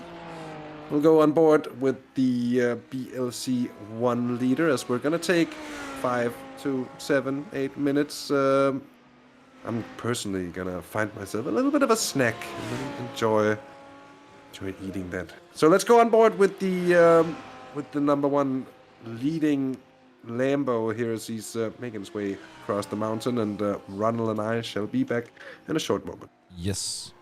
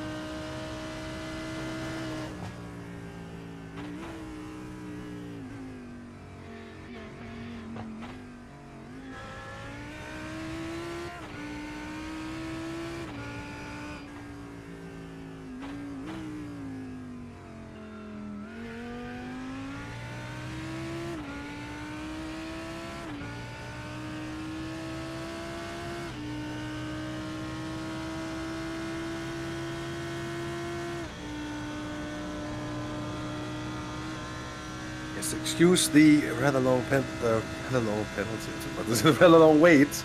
I had some windows that needed closing and some food that needed consuming as well. Status quo very much in BLC1. It's Ricardo Ferreira and a nice competition leading Simpact and the Boots and VDS by Undercut Machines. Here's Lawrence Stade still on his double stint. You would expect it to go on for a good few more minutes here. About 20 minutes until the second round of pit stops. Then Roger Christiansen slowly getting reeled in by Antal Sabo here in the 10 car. So a little bit of a battle cooking up for the lead here in BLC2 as we approach the halfway point of the race. That's going to make it quite interesting to follow, especially up towards that pit stint there. That was another scrape. This time is it the 81? Yeah. Yeah, that was a slight touch, wasn't it? And they are lapping almost everybody. Only the two art cars are still in the same lap, I believe. And at the moment, Dirk Bouts as well, but that's not gonna last for long, I guess. Well, Christiansen's passed already, so that's Antal Sabo. Oh yeah, indeed. As well. Yes. Bouts looking like he sort of wants to fight it a little bit to stay on the lead lap, but he thinks better of it. Yeah, he has to keep Sibo as well behind him, so he can't really be polite and lift. No, that's just 6/10 between the two. That was a good little gain there for Sibo Brooks. Well, indeed, a small scrape, but nothing visible to the car here. The 81 looking. No, nothing visible, you say. No, when looking at that right-hand front side, I just have to retract my words for a moment there and look better. Yeah, and there was also a penalty given actually while we were on a short break. The number 6 car received a penalty. A stop and go penalty. Oh. So that is the championship leading car in BLC 3, if I'm very much not mistaken. Having a torrid old time here tonight, it seems. They've had a very good season so far, but don't look to be enjoying themselves too much here at the mountain tonight. The car looks like it's a little bit crooked as well. It's taken a few bumps and bruises, I'm afraid. Or maybe just the camber being played with a bit. Just maybe might just be my perception of it from an angle there, but it did look to be a little bit off in some way. Oh yeah, it does have a substantial amount of damage there to the rear right-hand side. Some scratches as well. Yeah, here and there.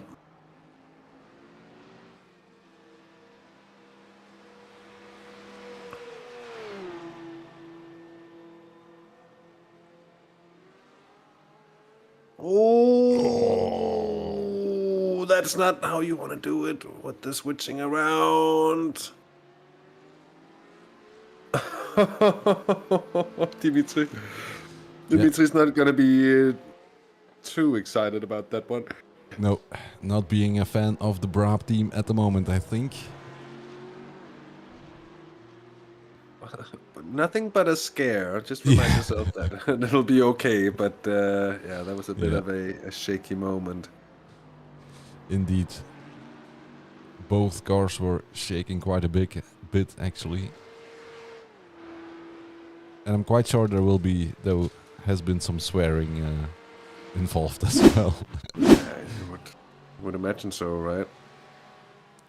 Yuri Chris Bain. This is the car that got the penalty. Certainly this wasn't the exact No, they situation hit here. one of the BLC1 cars. It was the Audi of Bavo Follon. They the Audi got by, and then there was a I yeah see this right there. Oh, and they almost hit another one as well. Small contact to the rear end side of the Audi, but enough to send it way wide. Only as well, yeah, it does look like there's a little dent. yeah There. a little bit of damage to the Audi.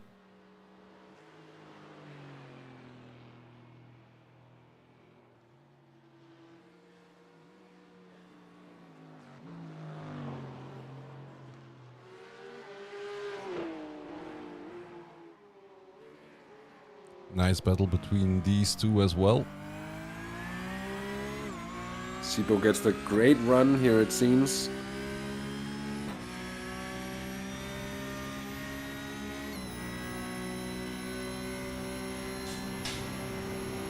Oh, it's getting a little bit of a squeeze there, but he makes it onto the relative safety of a side-by-side like that.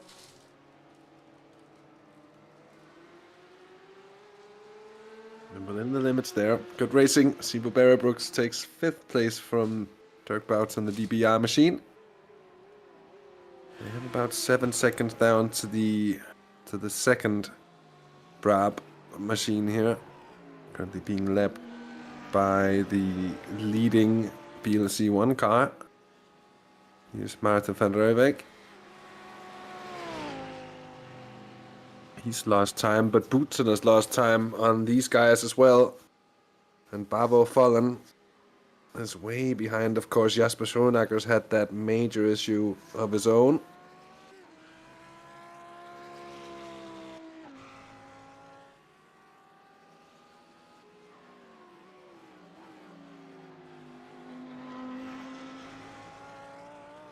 That was in the cutting, wasn't it? Yeah, it was.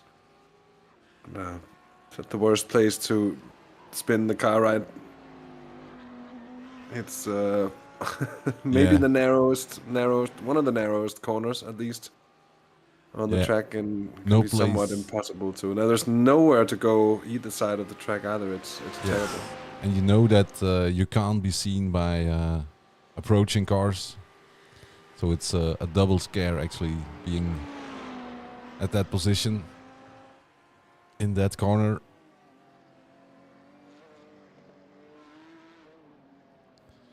Greg Frankson, he's done. Yeah, they are on a different strategy actually. They pitted early and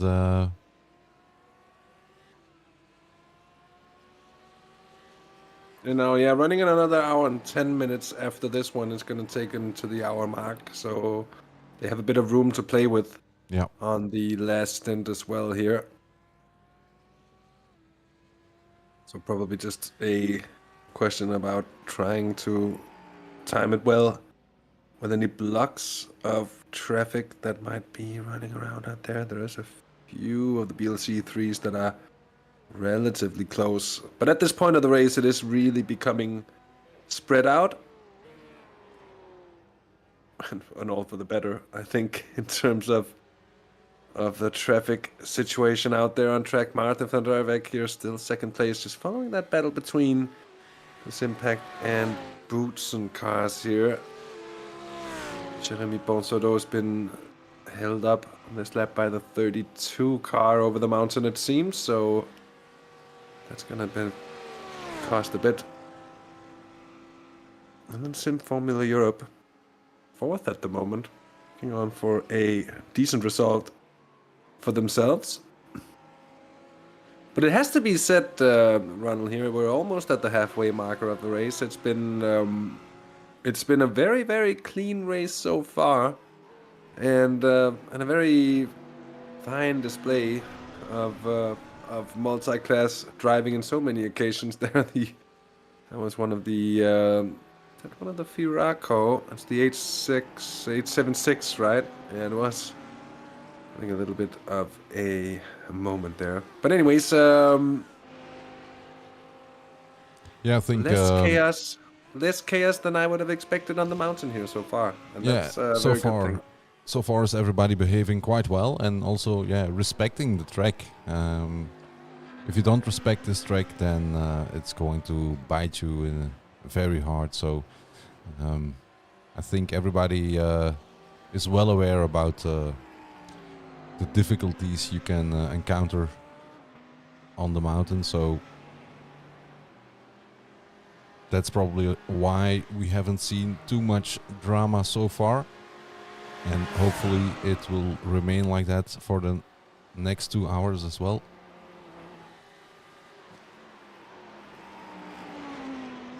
Yeah, because you could have worries that it would be, sort of a last man standing sort of race, and of course that has an ability to become interesting as well.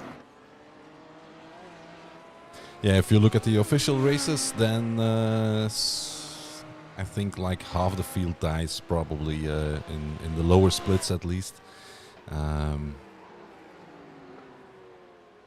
So about 3 hours in the 12-hour race here, then a lot of cars have disappeared already. Because you drive also in the dark, then... Yeah, for the beginning of the race, that's true. Like the first Yeah. hour or so is in the dark, yeah. Whereas here we'll see the sun setting for, well, as you said, Ronald, about the final hour's worth of racing here tonight. Yes, we will enjoy an Australian sunset.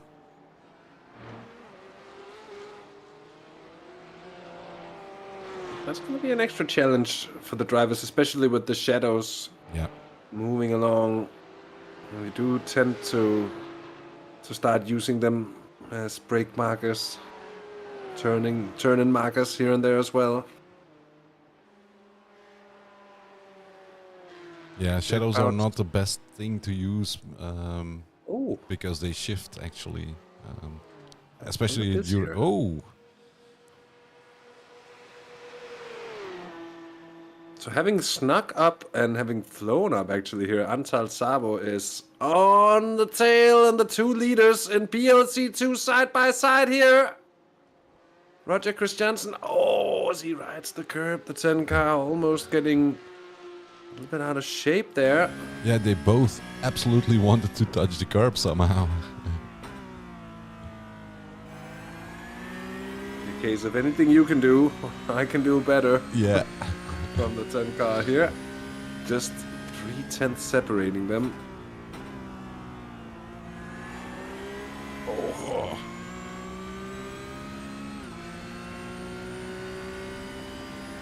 Yeah, both were claiming that curb, so they do have some traffic up ahead.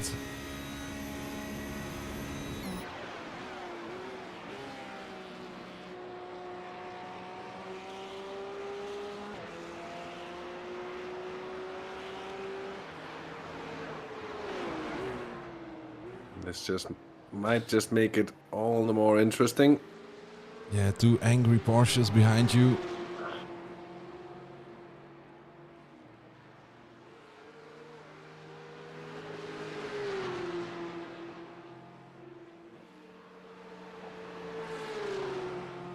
And again, we are holding our breath, not talking, just watching and enjoying. And after Össersleben, I was also just afraid to say anything, basically, until we had the situation resolved, because... the Vesno car was helping a lot by braking enough.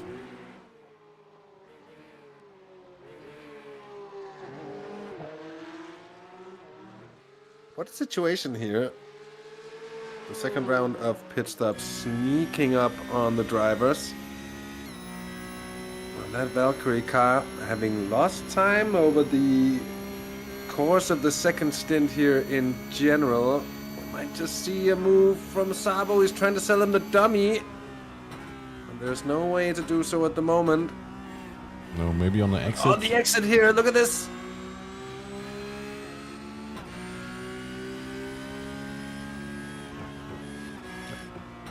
Just having to hold off. But he's clearly sitting. Oh, nice little slide there. clearly sitting on an advantage at the moment, at least here with Roger Christiansen. Doing a good job of keeping his car ahead, but it's an only just situation at the moment between these two.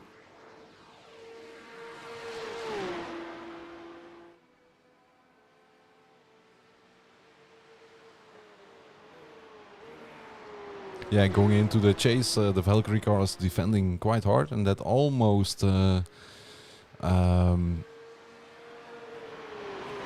gave the Rouge car the opportunity to pass him on the exit.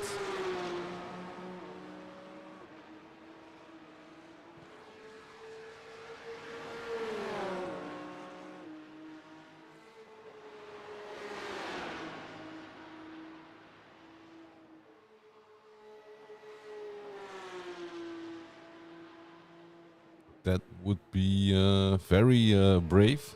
I was, I was.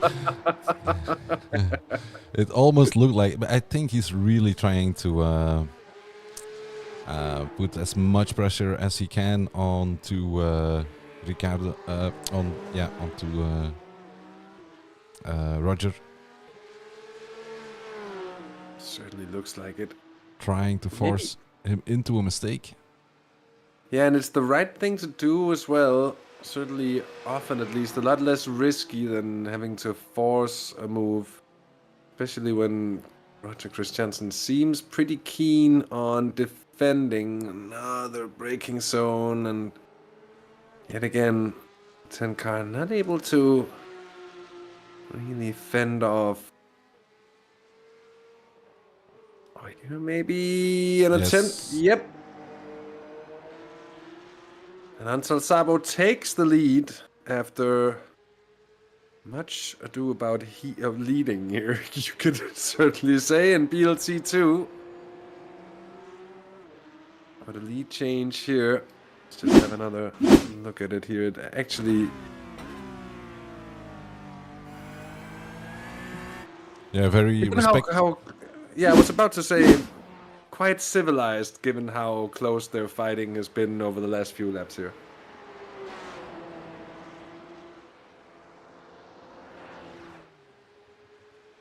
So this means that at the moment, Arnage competition is actually leading all three classes.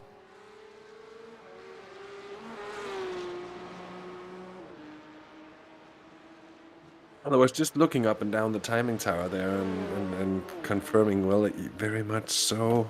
Domination at the moment here. It's been a problem for Milan Phaetons, I'm afraid. In the 992, you can see it just locking up, and he just about manages to keep it out of the wall there.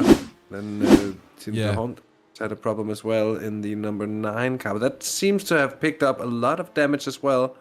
It did have a little bit earlier on, but I think that's had another issue as well. It looks pretty heavily stricken by now. Yeah. About Milan Phaetons, he is also driving in the real Skylimit, Belcar Skylimit Sprint Cup. And he's racing a Peugeot 206, so it's a big leap from a Peugeot to a Porsche Cup car like this. So he needs to adjust a little bit more, probably. And he actually ended in the championship. He was third in his class. So yeah, good job in the real Sprint Cup.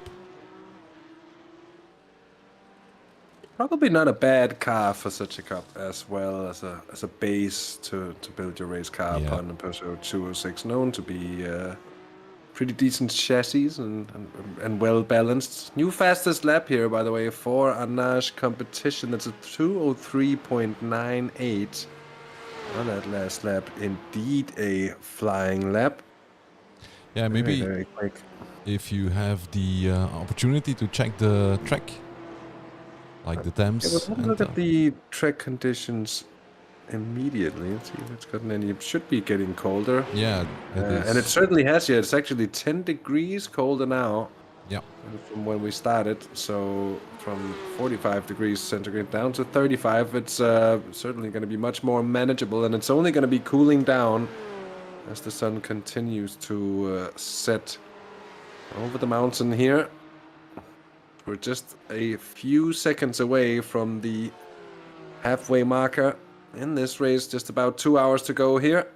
And as you said a moment ago, Ronald, it's a Nash competition with a trio of leads in BLC 1, 2, and 3. And quite the performance so far here at Bathurst. And we'll see if the second half of the race holds any surprises, or if it's going to be a triple triumph for a Nash competition come the checkered flag in 2 hours' time. Well, it'll be 2 hours the wiser to the finish flag and to the checkered flag and the finish line. And certainly looking good. Still Simpac keeping themselves within reach. They're about half a minute off. They haven't just been losing. They are clawing a little bit back here and there. Managing here to gauge the traffic well, it seems, Martin van Rijbeek. We would be expecting a lot of the cars to come in, and as we say that, it is the class leaders in BLC2 coming in. And an extra lap by Chris Jansen. Yeah. Maybe he wants to see if he can just put on a bit of a trump here. Koen Klopman comes in for a driver change as well. It's going to be Fabrice Cornelis taking over. David Sobrero back in the number 10 car as well.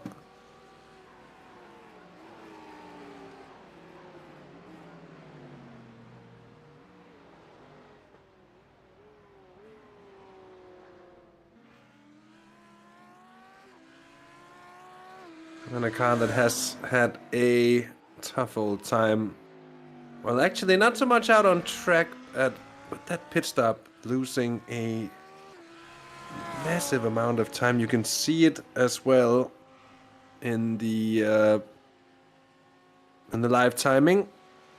The pit lane time of 2 minutes 26, a pit time of 1 minute 50 seconds here. So that's yeah. Yeah, they are gaining a little bit on the car in front of them. But indeed, a pity, because otherwise we would have seen a battle for P1 in BLC 1 as well, probably. And then a battle for P3 between Undercut and Noise as well. Yeah, Boots and BDS by Undercut in the pits with the 17 car. Check the side of it. Looks fairly clean to me. It's Hugo Bemelmans back in behind the wheel. Roger Christiansen coming in for his pit stop as well. It's probably going to be Godestad taking over on the car. And then we need to check where David Sobrero will be when they leave pit. Heading down the mountain here. It's going to be an interesting one. Let's see. The pit lane time of David Sobrero was 1 minute and 32. That's not what you effectively lose on it. Yeah, it's a minute.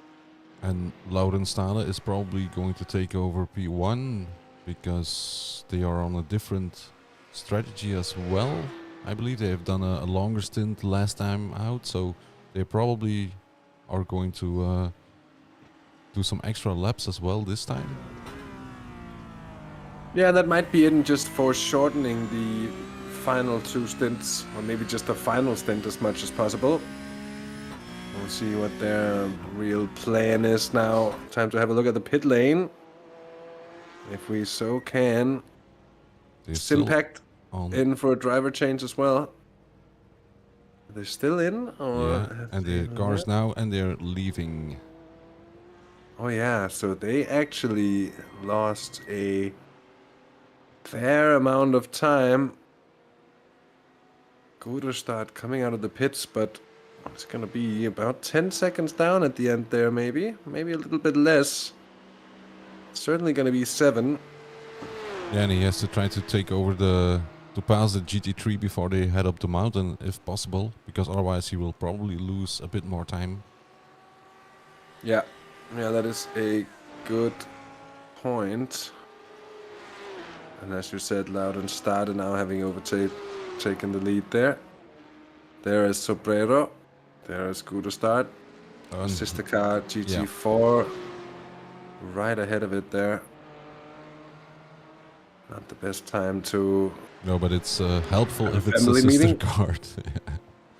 Car. Yeah, but truly, if there was someone behind, it wouldn't be a problem. But Sibu Berrebrooks is a fair way off here. Ricardo Yeah. Ferreira into the pits. The lead driver in, as well as the 42 car. Christoph Raas as well as he leaves. They're going to be jumping. Looks like they might just have some repairs after their incident there. That does, of course, make sense. And then comes Diegues as next one out. I'm expecting him to stay for about 12 more seconds. Here is Jonas Holm, Michael Meyer, and the Valkyrie X-Type Competition 677 machine. But remember, they do have a pit stop to make right about now.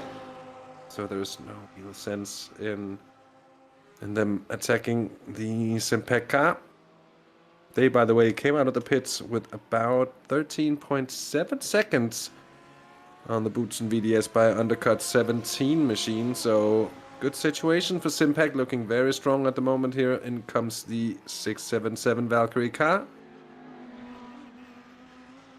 And also an interesting thing to see where they will be able to end up in about, well, just a short, small 2 hours from now. Hopefully being able to fight back, maybe gain a good polar points here. They could really need it in the championship. Overall 14 points down on overall points leaders and Ash competition and the number one car there. So it's not like it's going to be over if they don't get a second place and an Ash wins today, but it's going to be a tough situation coming into the 24 hours of Solder. Yeah, they can earn double points in the 24 hours, but still it's a big gap. Yeah, and you would expect, because yes, there's double points, but Anash is going to be there on the grid as well. Yeah. And you would be very surprised if you would find them picking up nothing in a race like that. They're going to be there, and even if they don't lead when the points are given for the 6 and the 12 hours as well, then they'll most probably be up there or thereabouts, picking up at least enough to stay ahead and probably, I would imagine at least, in a relatively comfortable position here. Thomas Delcourt is back in the car, and he's actually come out right in front of Jeroen Diekman. So it'll be a bit of battling now, and maybe for a moment just as Delcourt smooches on through on the 81. Yeah, we saw he had a great pace during his first stint. But still, he has got a lot of work ahead of him. But indeed, already, they gained the position. And they are now chasing down Christoph Raas in the Viraco car. But only 4 seconds up the road, the Viraco car, so... And here, look at the situation as well. You come up to a slower car, but it's all about timing it. Mm-hmm. For you to get a good run here, and Thomas Delcourt actually gets a little bit too close to the Mercedes ahead, at least to pull it off perfectly. You would sort of time it so you could still get a better run coming out of the corner onto the back straight.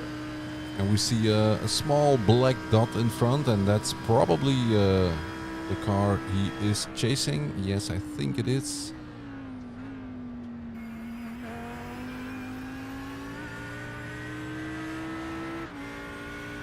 That most probably does look like a Firaco car. Yeah. So, and indeed it is. There it is, the 13 car.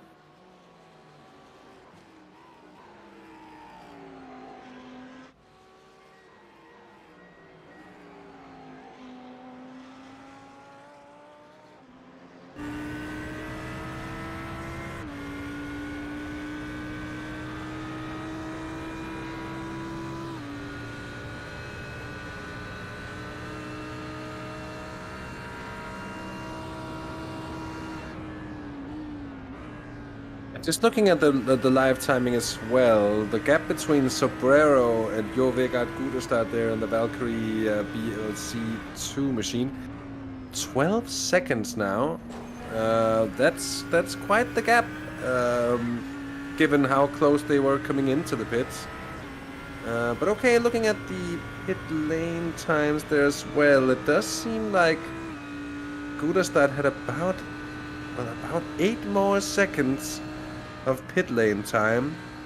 Only about 2 more seconds stationary. That's quite a long time and a lot of difference to have on your pit lane times there.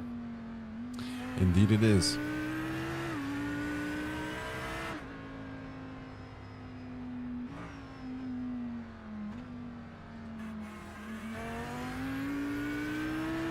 A bit of a lockup from the BMW.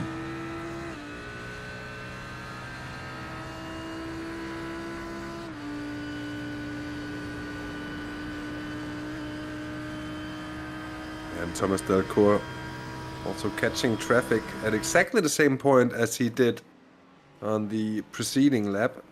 And it's sort of staying where it is. The gap to Christoph Raas at the moment, about 4.4 seconds.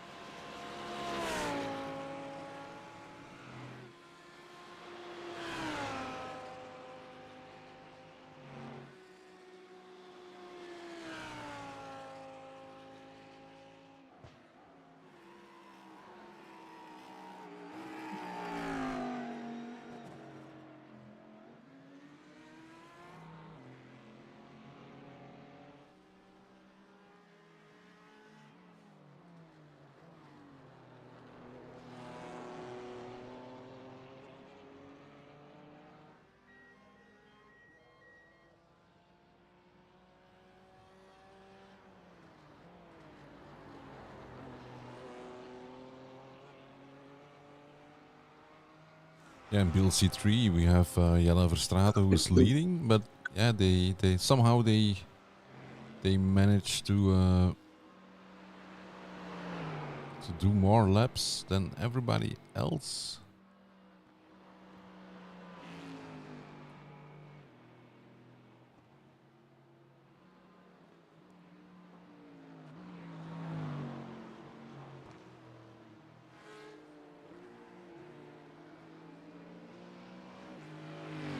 Oh, I have been. So a bit of a mute on my end. And I'm back. Anyway, very true. They've been running well on the terms of stint length here. Not too much happening besides that. Some pit stops here in BLC 3. Valkyrie, X-Type, GT4 exiting. They're gonna be right around both Kenneth Franken and Thomas van den Bosch, so it's kicking into life again here in BLC 3. That's the battle for 4th, 5th, and 6th place, very much within touching distance of one another. Here comes Jelle Verstraeten as well into the pits. And I think he's actually he's gonna come out probably a fair bit ahead of these, so interesting one as well. Yes, bingo cards for the 24 hours, and this is certainly going to be on the card. Accidental mutes. I mean, it does happen to me, Thomas, but it does happen to everybody else I know commentating as well. I think I have yet to work with someone who hasn't accidentally muted themselves at some point along the way. To be honest, it's better to mute yourself than to unmute yourself at times you don't want to. We had some reporters here in Belgium who have said some stuff about athletes and they didn't know the mic was on. So sometimes it's better to be muted, actually. Yeah, and to make sure that you are actually muted. Yeah, but it's truly entertaining, and especially once you figure out that it happens more or less every race. It is sort of like a bingo card. You just wait to see when it happens. And it could be a bingo card. It could be made into a drinking game as well for the 24 hours of Solder, and we might get some very drunk viewers out there at some point. And yes, indeed, Thomas, I've learned from the best. What can I say? Anyway, a bit of a roundup of our classes as Kenneth Franken brings his car into the pits here. In DLC 1, still an arch competition leading with Carlos Dieguez behind the wheel of the number 1 car. The Simpact Noises number 14 Audi of Jonas Holm in 2nd place, and then Boots and VDS in the 17 car there with Hugo Bemelmans, behind the wheel. Top 3, at the moment, it's ART Sim Racing, though a pit stop down on an arch competition, who will be the leaders once ART does their pit stop, and then Vegard Gudestad. I'm really messing up the names even now. In the 877, they're sitting 3rd in BLC 2. In BLC 3, it's the 100 BMW of Fabrice Cornelis, and an Arch competition Eau Rouge, currently leading Chris van Hoekt in the Fastlane Motorsports car. And then Michael Holsters for SimWorld.be Rapid. Just a quick round of the. A quick roundup of the top 3s. Of course, will be visible on the timing tower as well. But just for good sake and order. Yeah, it will be interesting to see who will take over the wheel from Laurens Stade in the Cup car. Because he has done a double stint. And yeah, they have to change... yeah, you need 2 driver changes, so they have to make sure that they swap drivers again. Do you figure it's going to be a relatively short stint then, and then Lauren started coming back into the car for the final one? Maybe they just want to maximize his seat time here? Yeah, it could well be. I'm going to check who is his teammate today. Let me check. Sibo in the pits as well. Gonna be a driver change for the 81. Probably going to be Jordi Reinhout who's going to take over from Laurens, I think. So also a new name.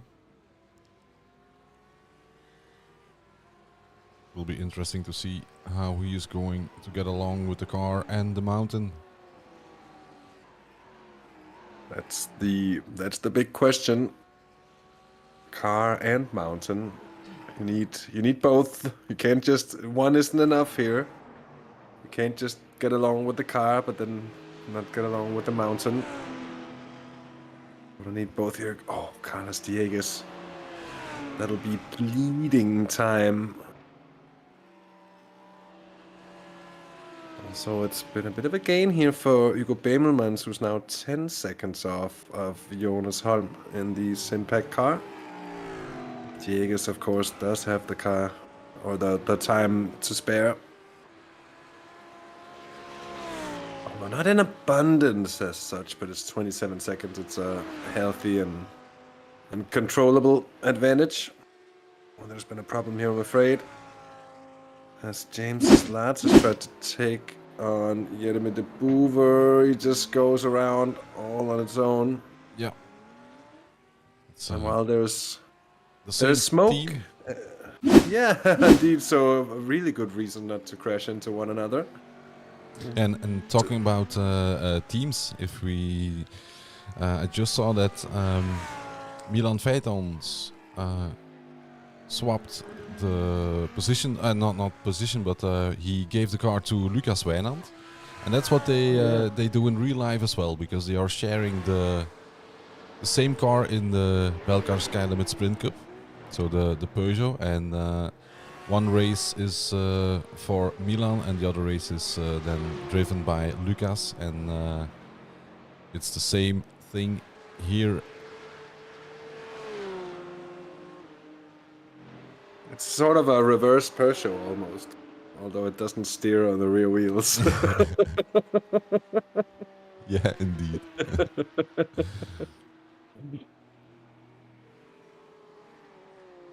They haven't had the best of times tonight either. Finding themselves 8th in class for the time being. Well, as long as you are still driving at this point, you're doing a great job actually, because like we said before, during official races, a lot of cars die in the early stages of the race. A bit of a gardening by Hans. Yes, old Formula One commentator from Denmark. None of you all will know him unless you're Danish. Klaus Bauer, but he has had a famous expression that he used to use, that the driver was out botanizing, which I sort of actually like. But that was indeed a bit of botanizing there for Hansi Poelmans. Yeah, I believe that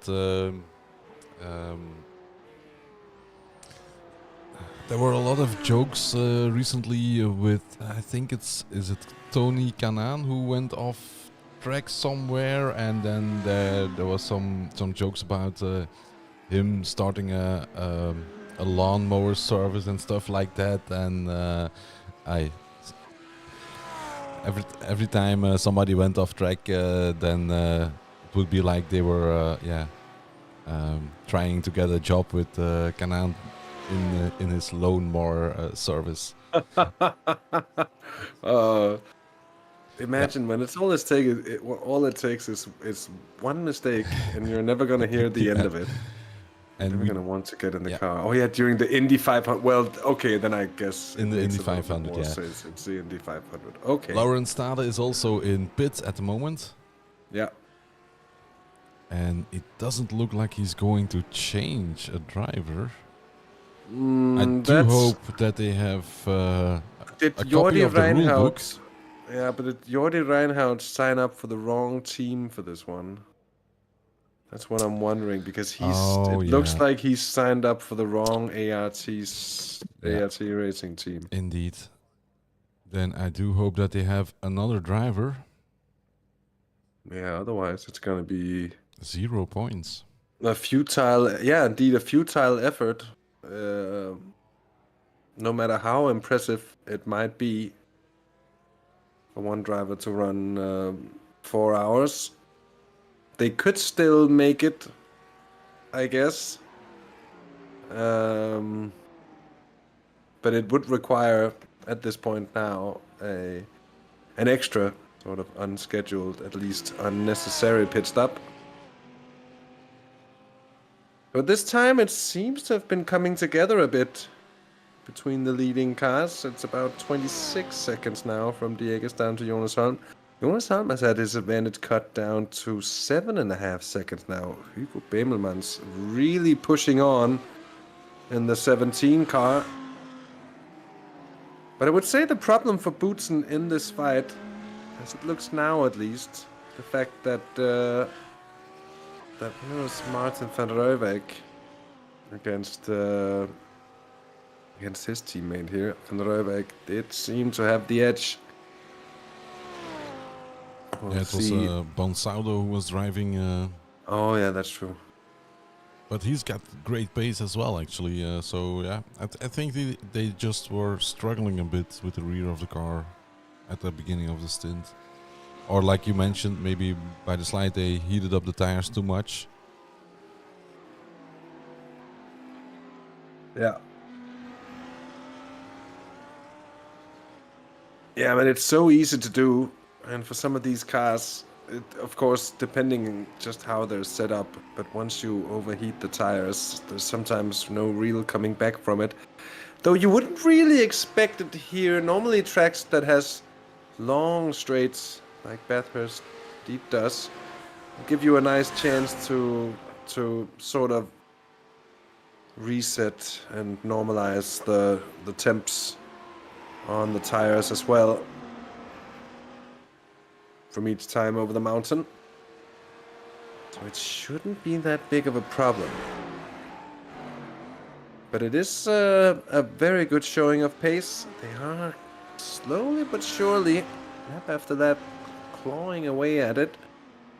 Seemingly handling the traffic, sorry, in a very good way too. So at this point, and I think we have some drama for the Vesno car, the 209. Oh yeah, checking out. Afraid so. Yeah, looks like a solo spin.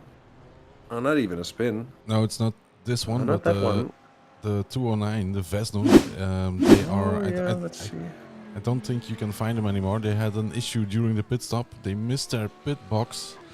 Oh. Drove backwards and got DQ actually, not KQ. So disqualification because they drove backwards.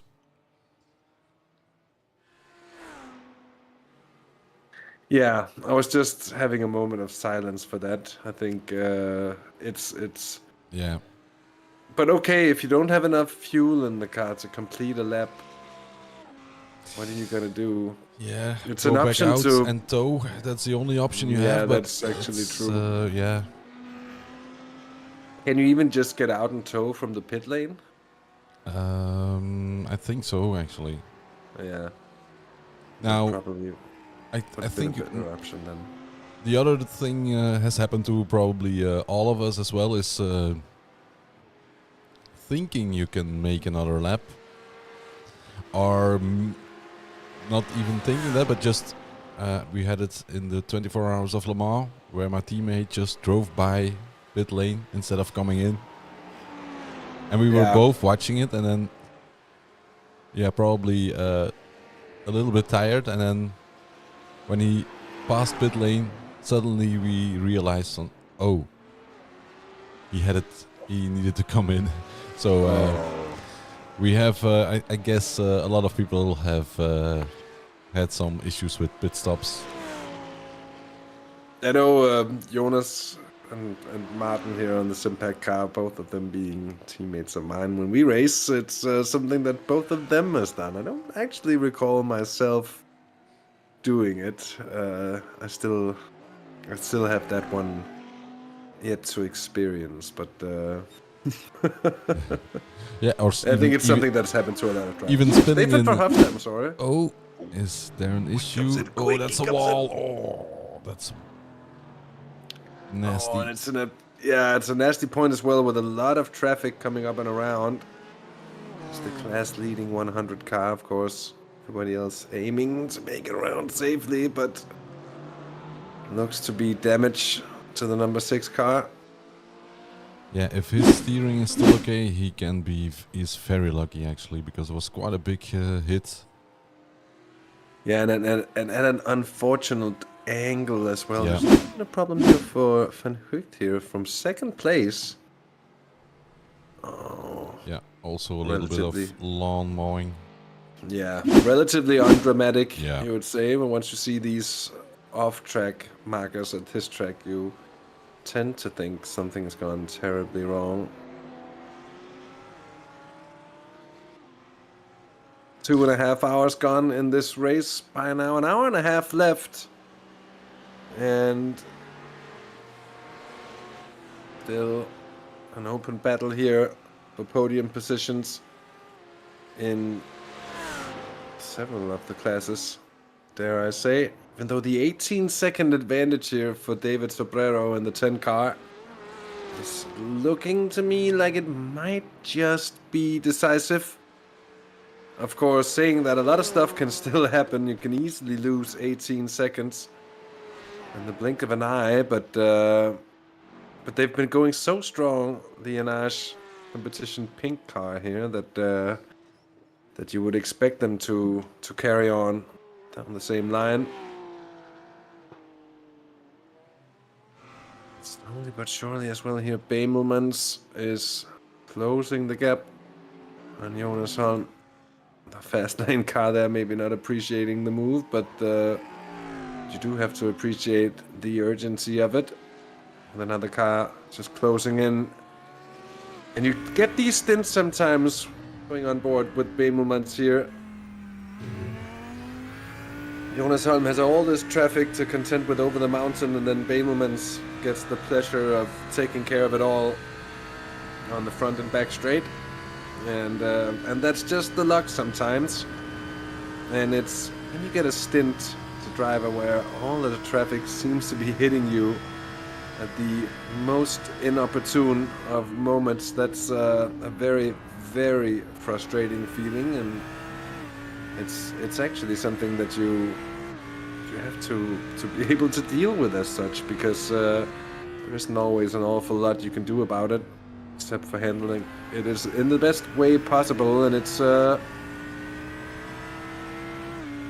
one of the challenges, one of many that arise in multi-class racing. Roland Stade has had a bit of an off-track moment as well. How do you... Oh! Hey, keep your concentration there. Yeah.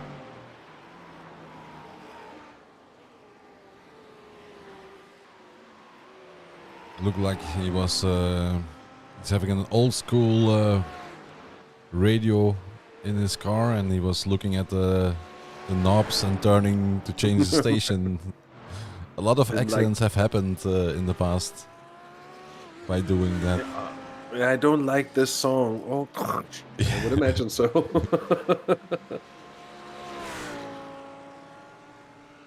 Now, talking about pit stop shenanigans, have you ever spun the car in pit lane? Because my teammates have done that in the past. I have not. I mean, in practice I have, but I don't recall having done it in a race. Yeah, I have it. I have. But I haven't on the road. But I've done it in an oval. Oh, Bemelmans get a massive moment there. A massive moment indeed. Big chunk of loose rear end oversteeriness. That's cost a bit of time as well. He's still trying to chase down Jonas Holm on the brakes there to pass the BLC2 Porsche.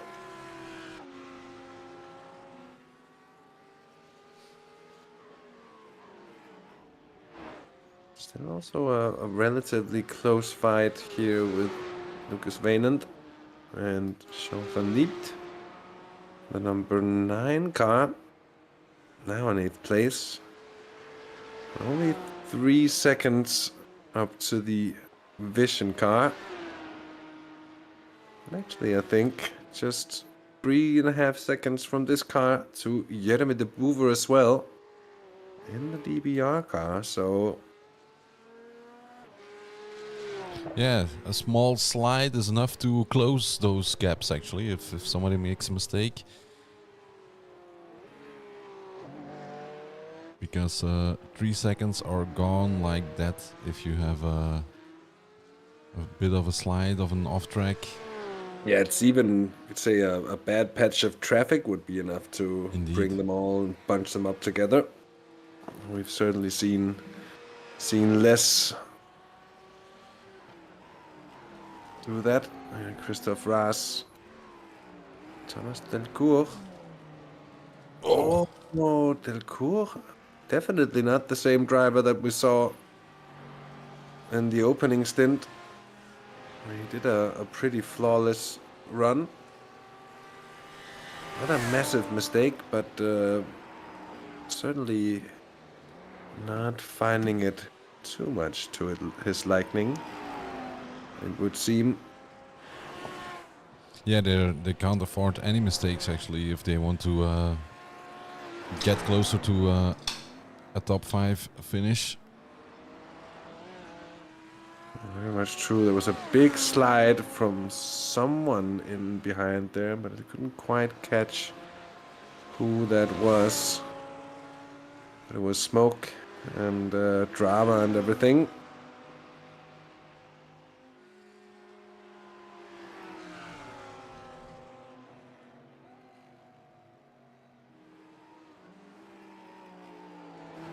Definitely looking at Lauren Stade, the amount of driving time has been amounting to for him now. It's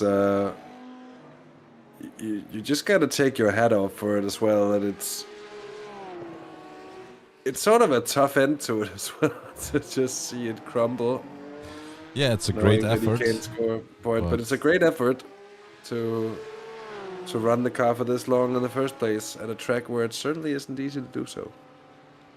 No, and still it's a great exercise as well if they if he's joining for the 24 hours of solar. It's a great practice session as well. It's not the same track, of course, but still getting to know the car, and especially on this track will help as well to control the car on a track like Solder.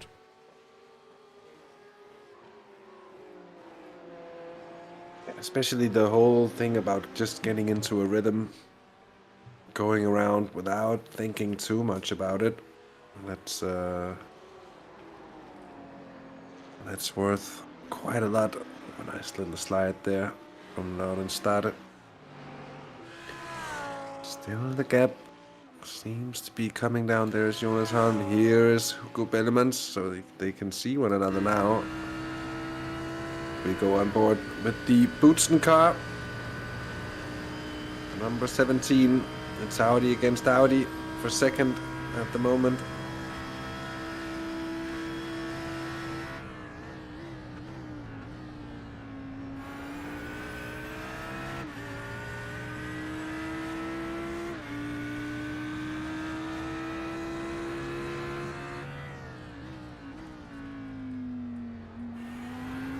And it's still quite clear, actually. I was thinking that the sun would have set already a little bit more. We have about 1 hour and 20 minutes to go. Yeah, it's still fairly well lit, it has to be said at this moment. And it could quickly change. The shadows are becoming long though. Yeah. Gonna see, if nothing else, some very pretty lighting for the final about half an hour of the race or so.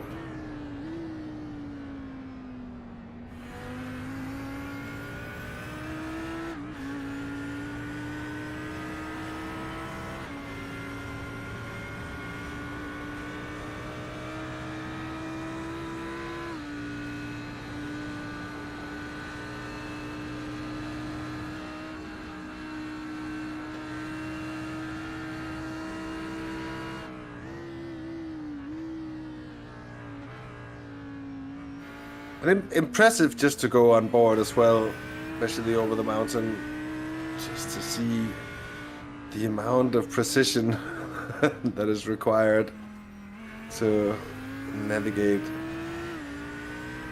from top to bottom again in a quick and safe manner, and to do it time and time and time again, and knowing especially just how little it takes to unsettle some of these GT3 cars, not to mention the BLC2 and BLC3s. Certainly an interesting one, to say the very, very least. I'm afraid it's been a little bit of a moment here for Van Gucht. Oh, this is that's the top of the mountain! Great Oh, that's save. well. Yeah, it has to be said. Very, very well kept. Fastlane car in second place. And it could have been so much worse.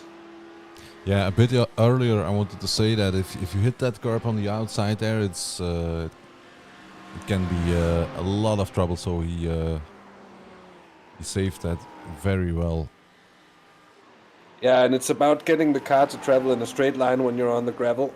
Yeah. And then try to point it towards the track again, but without overreacting, because if you get any sort of slide out on the gravel and you bring that slide with you onto the tarmac, you can sort of bet yourself that the car's gonna snap. We haven't actually seen any of those sort of accidents over the mountain so far. At least very few of them, and praised be that. Keep it that way, please. It's but it's a treacherous place. Many Bamelmans again with a little bit of a loose rear. See a car seemingly very rotatey, but also very much on the limit, as he's really having to push to chase down the Dane in second place. We've got about 20 minutes, just under 20 minutes left on this third stint for the BLC ones. He's definitely gaining, but the last time he went through the chase, we were on board, and I could see that there was a little bit of a slide also coming out of the first part of the chase. Yeah. So he's definitely on the limit. He has a bit of damage to the front right-hand side of the car as well. It might be relatively cosmetical. Look at the Simpac car. That looks quite okay, it looks, actually. Looks pretty. It looks clean. It looks clean. Looks clean indeed.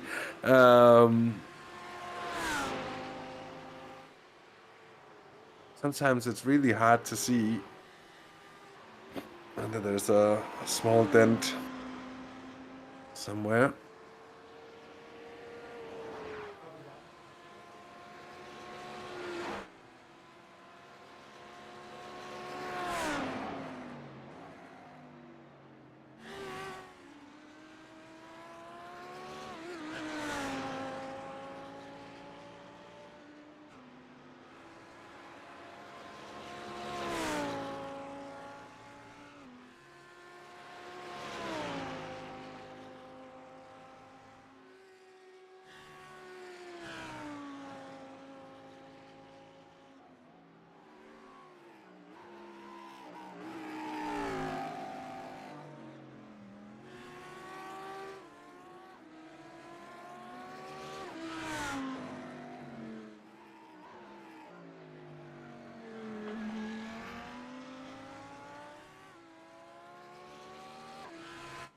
Had a bit of a moment for Jonas Holm there. He lost about half a second on the relative coming on to the back straight. I think both of these drivers are pushing like hell at the moment, to be honest. They're also keeping tabs with Carlos Diegues out ahead. Both of them having a steady gap to the race leader as well. So does say a fair bit about the pace on display.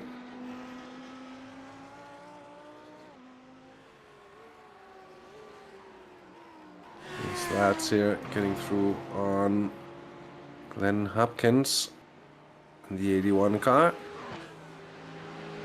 Now passed on both Jeremy de Boer and Lucas Weinand.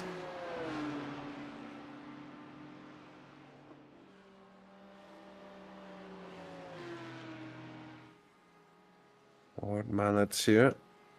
4th place still for Sim Formula Europe and about 9.5 seconds clear of Christoph Raas. So the battle for 4th place could very much still also come into play.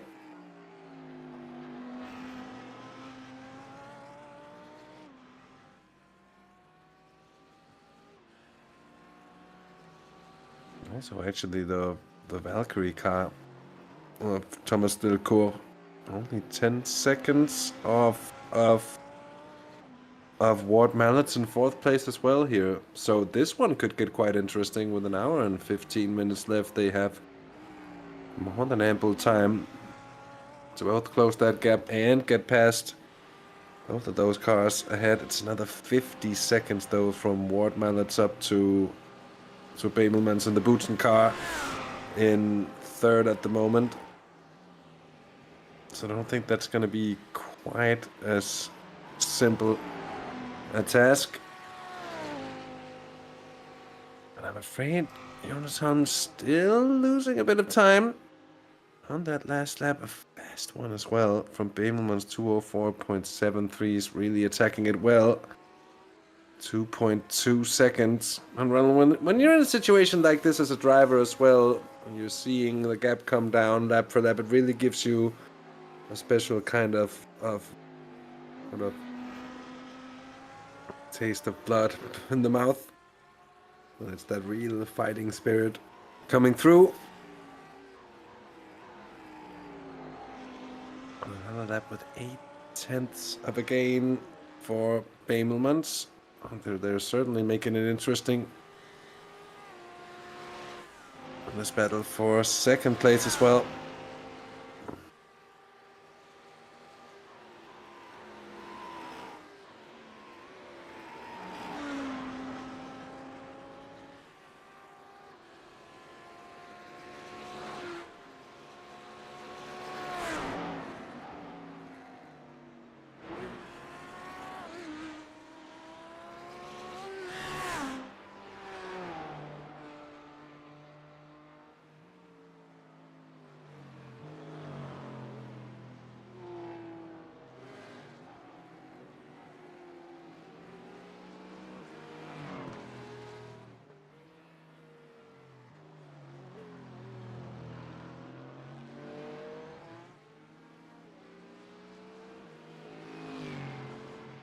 And I'm afraid there might have been some issue here for Michael Holsters and the 114 car, who definitely outbreaks himself, but with no real drama following along. That's a relatively small concern. Michael Holsters with half a minute's worth of an advantage here on Loris Pascucci. And the SimWorld.be Rapid Car still sitting in 3rd place in BLC 3. So they are in a fairly good position. Like we go here with a battle for 2nd place in BLC 1. Jonas Holm. And now they're very much within the same frame. Nico Bemelmans having done a great job over this final stint to close the gap on the day number ahead in the Simpac car. A slight blink for the 17 car. Wouldn't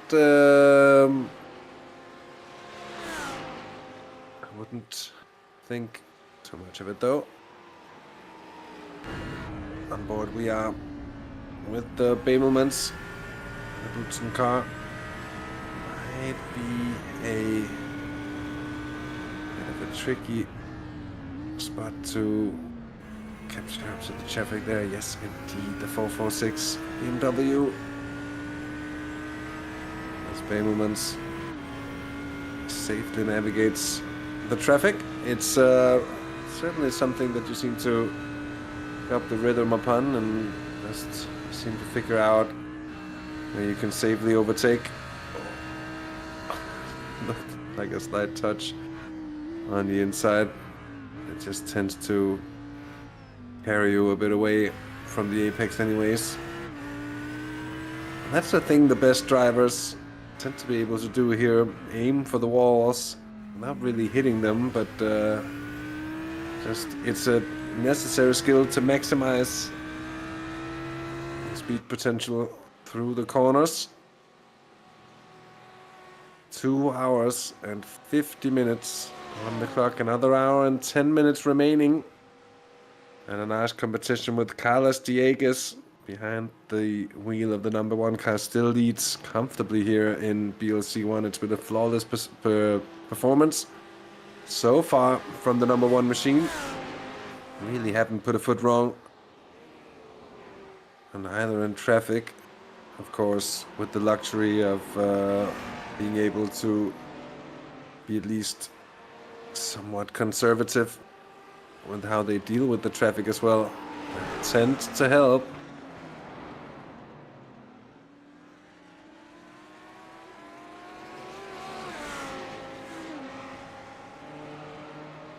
The catch up with the battle for first place, you can call it that. In BLC2, of course, it is a battle, but they were close for a long time and were actually racing about an hour's worth of time ago. Over this stint, David Sobrero has really put down the hammer. And the gap is still around 20 seconds between Sobrero and Jo Vegard Godestad. And the Valkyrie Bayside 877 on the tail of the 12 car here onto the mountain. Certainly not the optimal position to be in.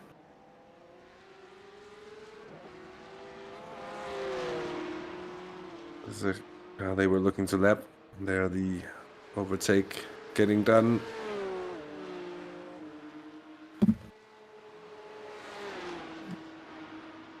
And still as well, Fabrice Cornelis now with a 45-second advantage, so it's looking very, very nice for the 100. A nice competition. Eau Rouge car. Fast lane with Chris van Hoek still in second place, and then Michael Holsters and the SimWorld BE Rapid car.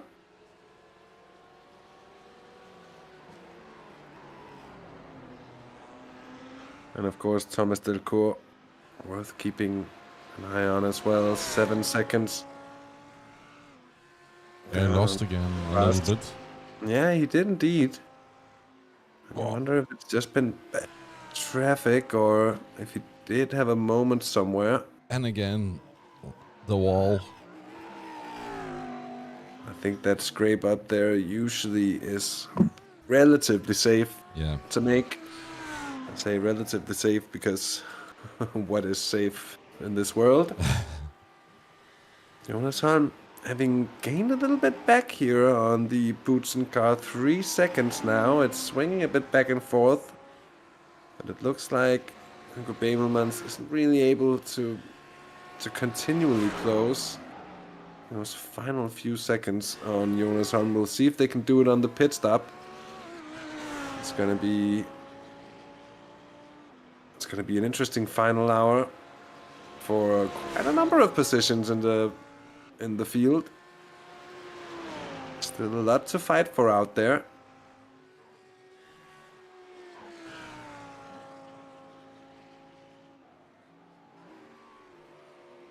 Yeah, it's the final chance you have to pick up points before we head to the 24-hour race. So finishing is very important because we have no drop rounds in this championship. I like that as well. It should be like this. It's every point counts. It's 6 rounds spread out over a year. So Yeah, and you have the opportunity as a team to swap drivers, and you can use 6 drivers during the championship. So you should be able to get the car running each round most of the time. We do have 2 Porsche cars missing at the moment because all their drivers had to work. oh, What's there's been an issue. happened? And that looks like it was Holm Yeah, it was. It's Jean van Liemt in the 9 car. having a spin. Yeah. Oh, It's heavy. that's and The car just dies on him there. yeah, it almost looked like it stalled somehow. I think it did. I think it did. Yeah, nothing he could. Indeed, just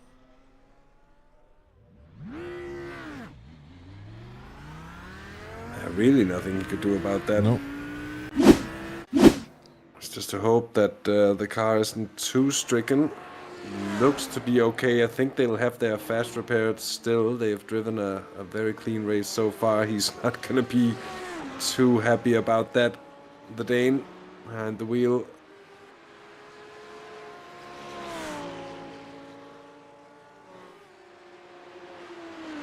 Yeah, that's a gap of 7 seconds, and he really wants to get by the Porsche right now, but yeah, that was not going to happen. I think a bit of a red mist maybe, and I'm just trying to get the angle. Yeah, that's it's hard to see. yeah. Oh, and they're in such a bad place Yeah. now. And go. Yeah, the traffic just keeps on rolling over the hill there.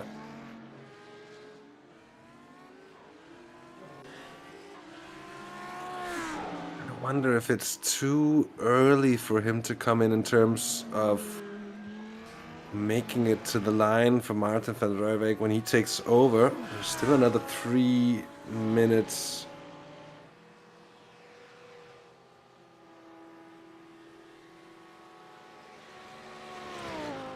I'm quite sure that's something that race control will have a look at as well, probably. Yeah, the car's in a bad state there, I'm afraid. And he might have to do 1 lap with the damaged car. Yeah, and he's staying out as well to at least not have the extra pit stop then.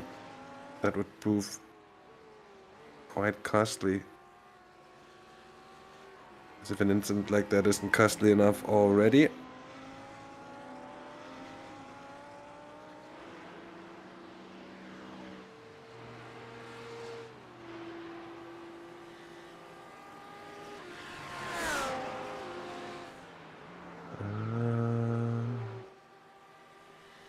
We can have a look.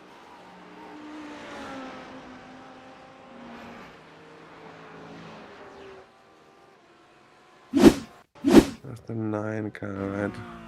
Oh, that's pitting in. That's not what we wanted.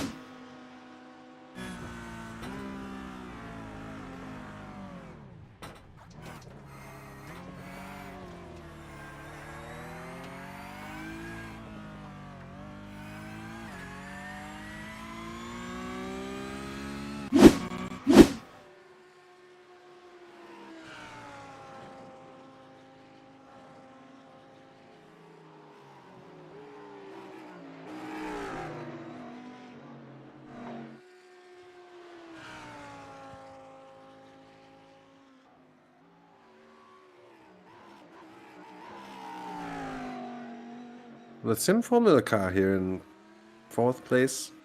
Still doing a good job of fending off Christoph Raas. It's about 9.5 seconds now that they've actually been gaining and keeping Thomas Delcourt at bay as well all the while.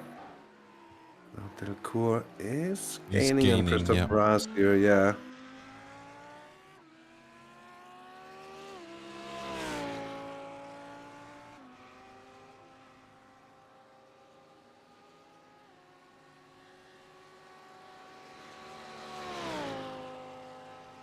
And on the 3-hour mark, Ronald, it's time for us to have our final break of this evening. We'll just be back in a short 5 minutes for the Yes. final hour of the race.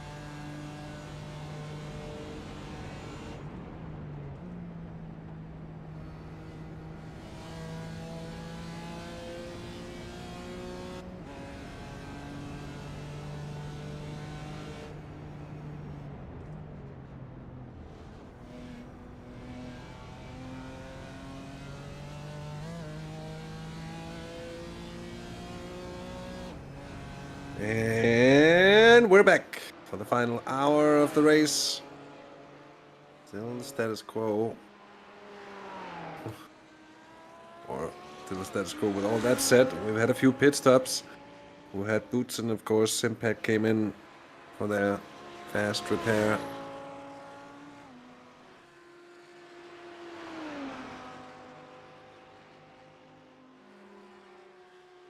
The gap between Poncedo and Marta van der Weyck is now 30-some seconds. That's going to be a hard ask to claw back over the course of a stint. But Ward Mallets, Christophe Raas, and Thomas Delcourt was yet to do their pit stops.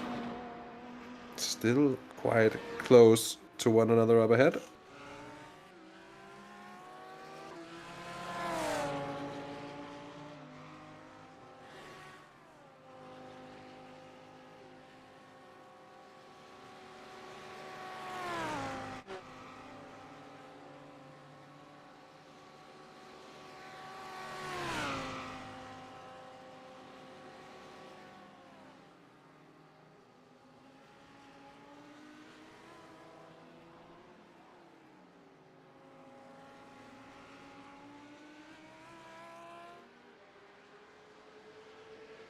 The battle for 6th place in BLC2. That's Jeremy de Boer for DBR and Lucas Vainant in the 992 Team Vision car.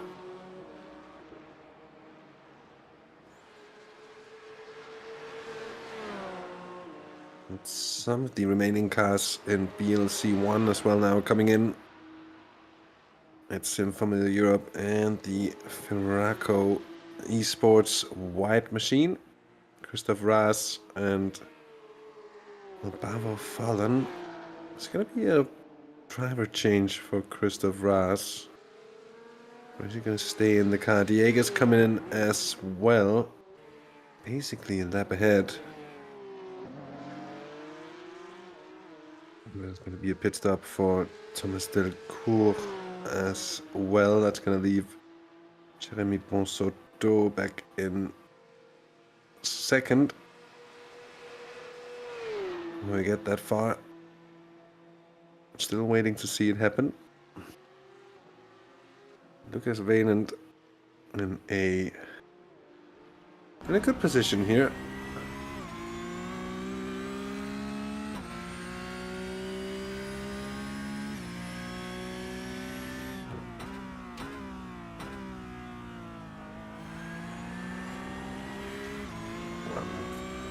The apex eludes Jeremy de Boer into the start-finish straight. Vainant with a good opportunity to line it up, coming up the hill here.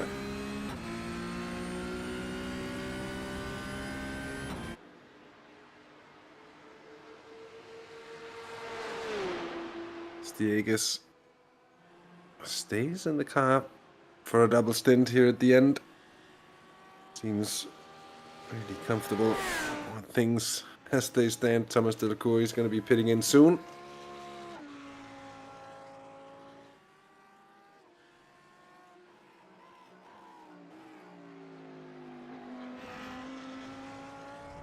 He does stay out for now, though.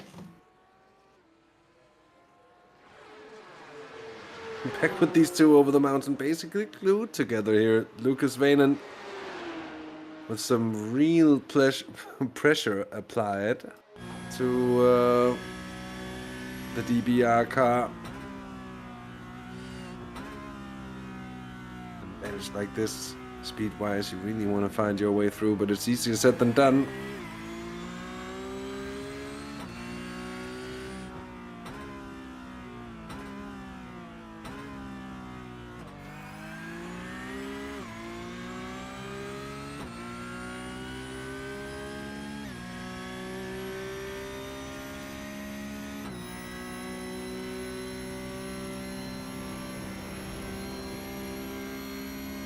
Then at the critical point, doesn't really stay close for Forest Elbow, and then the chance of an actual pass seems ever so slightly squandered, I'm afraid. Of course, until it's pit stop time. And that leaves you with a natural opportunity to slip on through here. Lucas Valens up into 6th place. Hans Pullmans, I'm afraid, has had a problem in the 876 Firaco eSports BLC3. Mercedes clips the grass, gets a bit of a slide on. Just a 90 degrees turn. During the break, there was also a penalty for car number 7 that received a stop and go. So that's what they're in now for a driver swap here. That's not going to be... Well, that's not the car number 7, is it? Oh, yes, it is indeed. They're in 7th as well.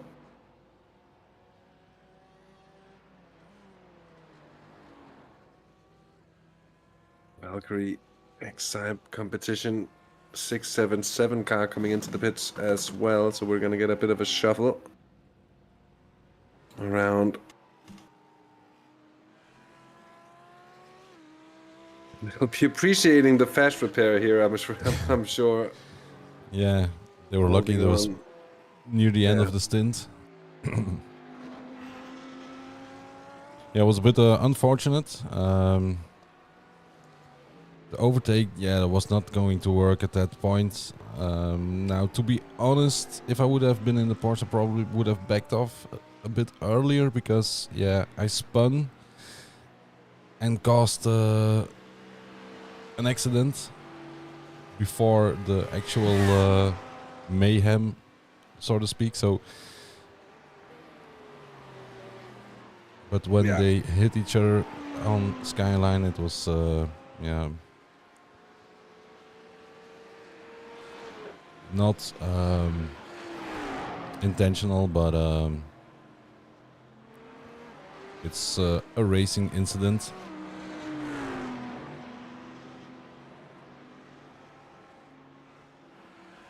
And those unfortunate situations.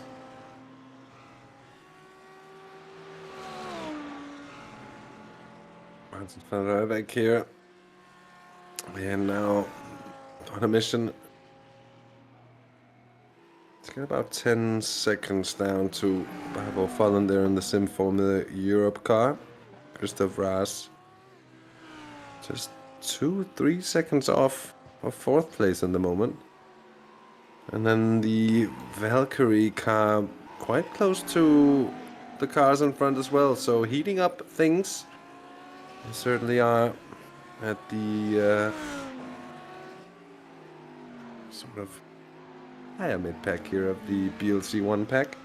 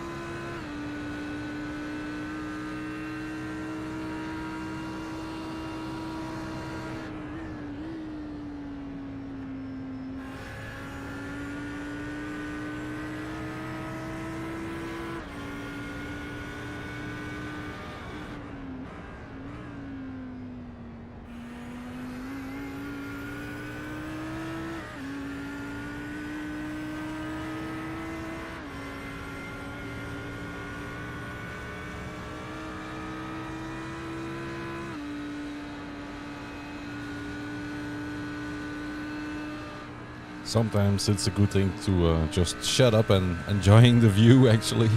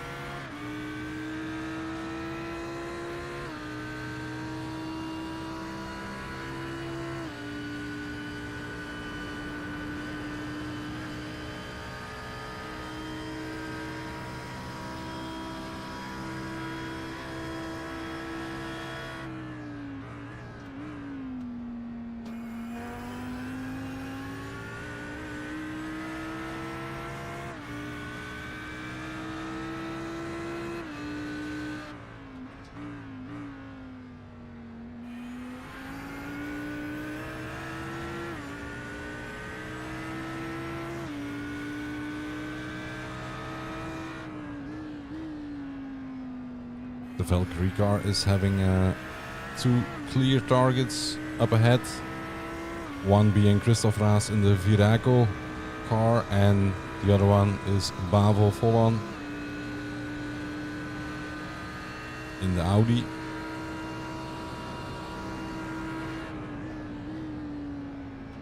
The Sim Formula Europe Audi.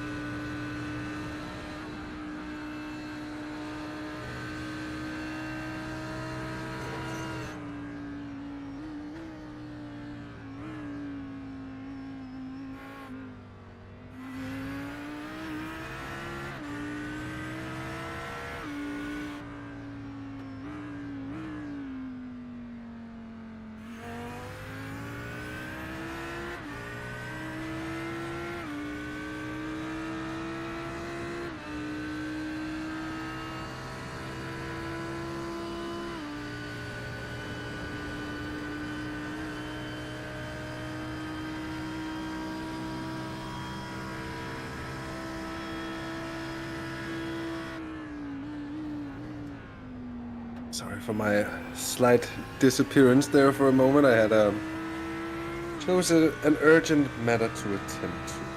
No problem. We are chasing down Christoph Raas in the Virago car, and we see a lot of traffic up ahead actually as well.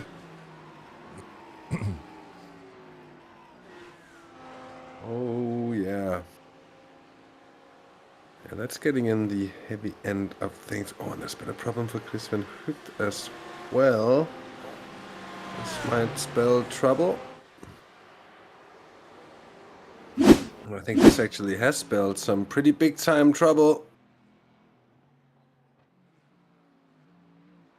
Oh, that's a big impact. Yeah. And again, a very annoying place to be. He's so lucky there's no traffic. Yeah. Yeah, he probably has the relative up, but the car not able to turn whatsoever. Yeah. And it's gonna be a tow, I'm afraid, Jelleverstraat in the car there. It's a pity because they were doing a great job, being in second place. Yeah, they were. They were. That's heartbreaking as well. That's thrown him right out of it. Yeah, it all went wrong again by hitting the curb on the outside, and then he just went off track more or less. Lost the racing line a bit, and then it got worse. Yeah, that's true. And lost it on the curb coming into the dipper there. Yeah.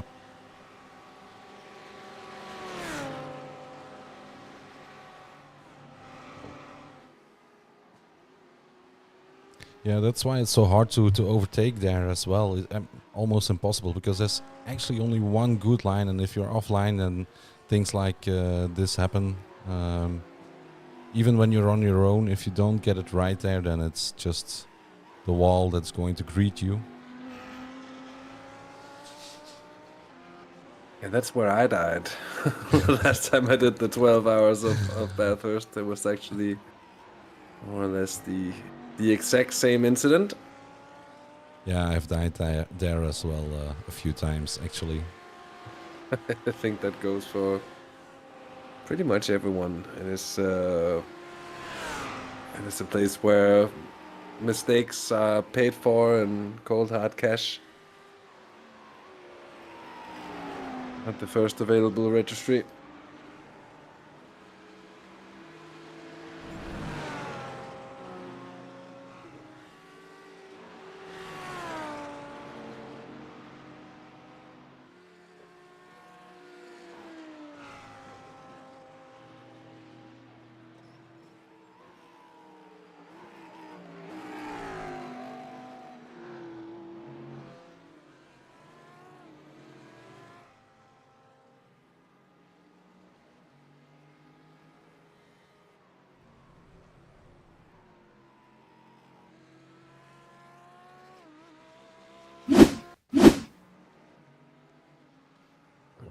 Verstraeten, who's just went to the car.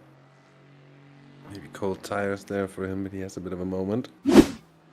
Hansi Poelmans is into the pits here. Yeah, driver swap with Kimbe Haidt coming into the car. At a relatively late stage, I want to say. Okay, they are able to run relatively long stints as well in the BLC3 cars, so you get these slightly odd.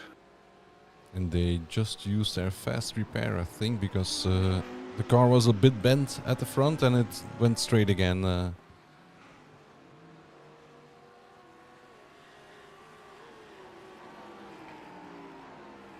This could become a nice battle towards the end because Raas is catching Bavo, while the Valkyrie car is also still close.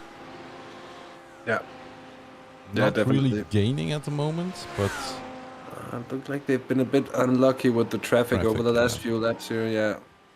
Because they have been gaining in open space, but as soon as they get someone in the way, it's been gaining a bit and then losing that same bit.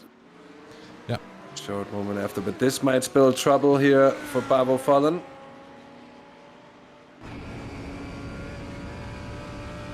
Yeah, he's stuck behind a cup car and a GT3. And right immediately Raas is on his back. That's the difference between the classes. The Porsche has catched the GT4, and this is also playing very well for Michael because he's probably going to gain as well. It's going to be right on the tail of them, basically, more or less in the slipstream coming out here. That's all it takes.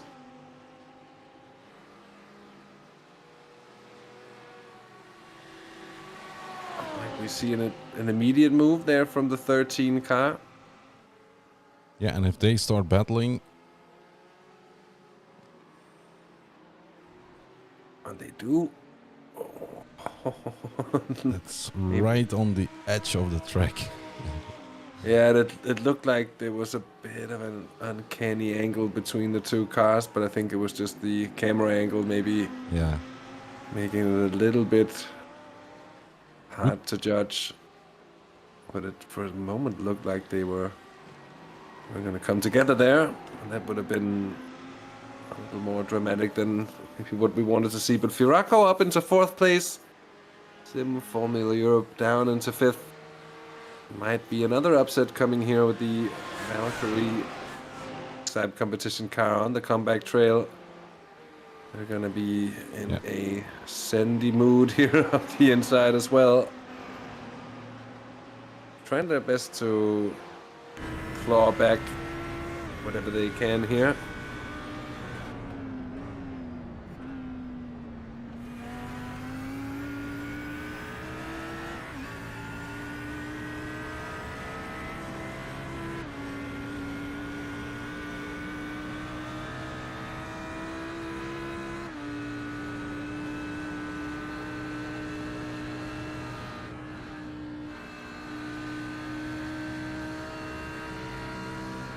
Yeah, again, traffic.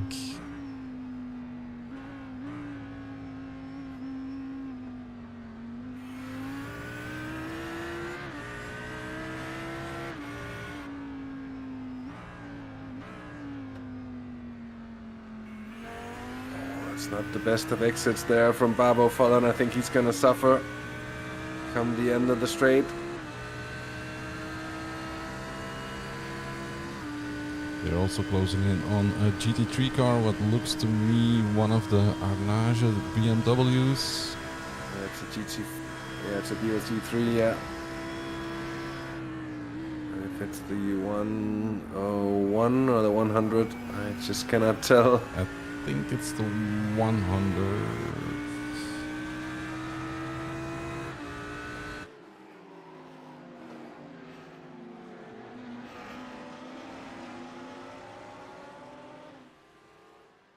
Yeah, because Tom van de Kimmenheid is at the other end of the track. Yeah, and there was no damage at the rear of the car, so that's why I thought it was the 100. Ah, yeah, good point indeed. Something that they haven't been exposed to right there.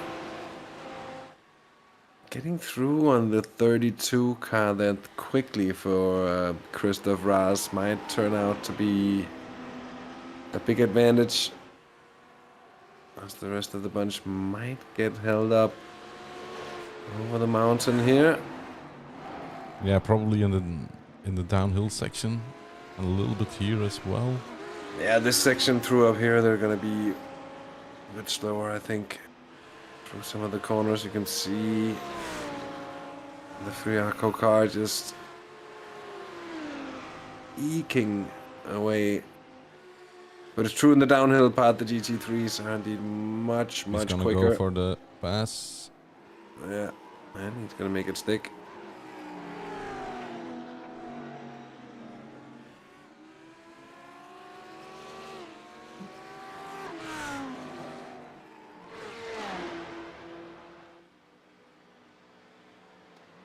So the number 7 car here with the number 9 drop machine on the tail. Nice little fight that's gonna take them to the mountain for the umpteenth time here. 3.5 hours, more or less, on the clock. At least we're closing in on these final decisive 30 minutes.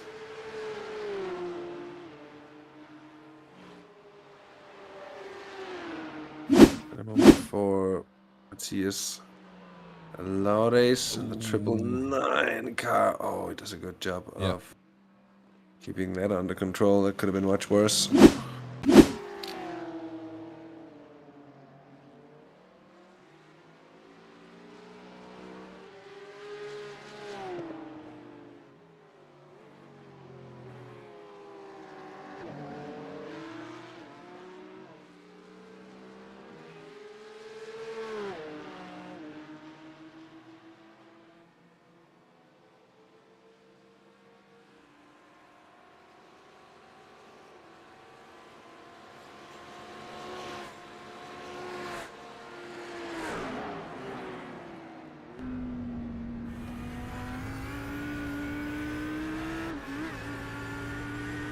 But with Babo Fallen here, you see so blind up through here. It's a second up ahead to the car in front, second plus a slight bit.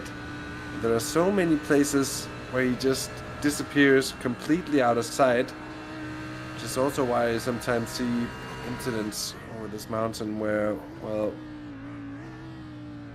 you just see cars running straight into someone spun in front. Basically, because you can't see through a concrete wall. That makes pretty good sense. It is.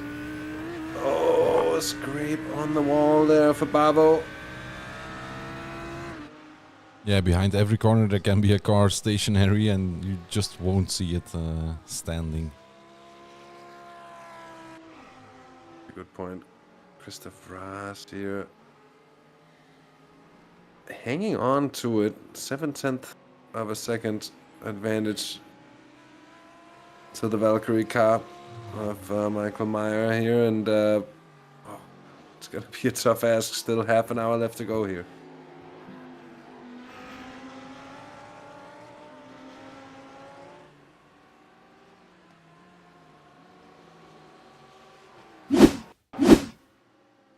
What happened here? Oh, yeah. Oh my word. It was the sensible thing to do. He just got completely off balance and chose not to hit the car in front of him and just go to the right side, which was yeah, a good way to handle the situation without killing somebody else.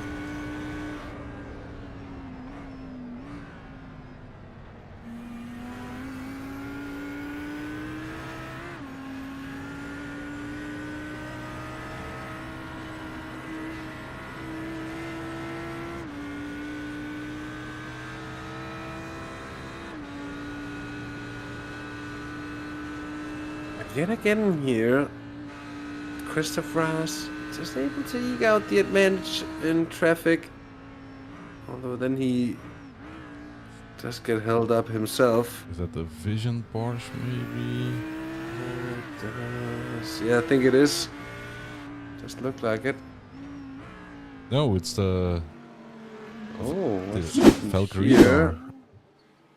Oh, oh, no, that's massive! That's a big slide, but he's more or less... He's very lucky, because just a bent spoiler I can see. And a bit of time loss. Yeah, it's gonna be hurt on the rear of that car. He might come under pressure from Martin van Rijwijk here. It's just 15 seconds now. He really can't afford to have many missteps like that. No, and if he has got damage that needs to be repaired, that's going to be costly. Yeah. Yeah, it all depends if the car is drivable or not. Yeah. Which I guess we'll see the answer to over the next few laps here. Critical moments for Boutsen in second place here. It's a major moment. Let's just take another look at just exactly what happened. Yeah, I think it was a curb. Yeah, gets flying, unsettled, has to get on the brakes. The car's still sliding. He gets on the grass. Fishtails it around.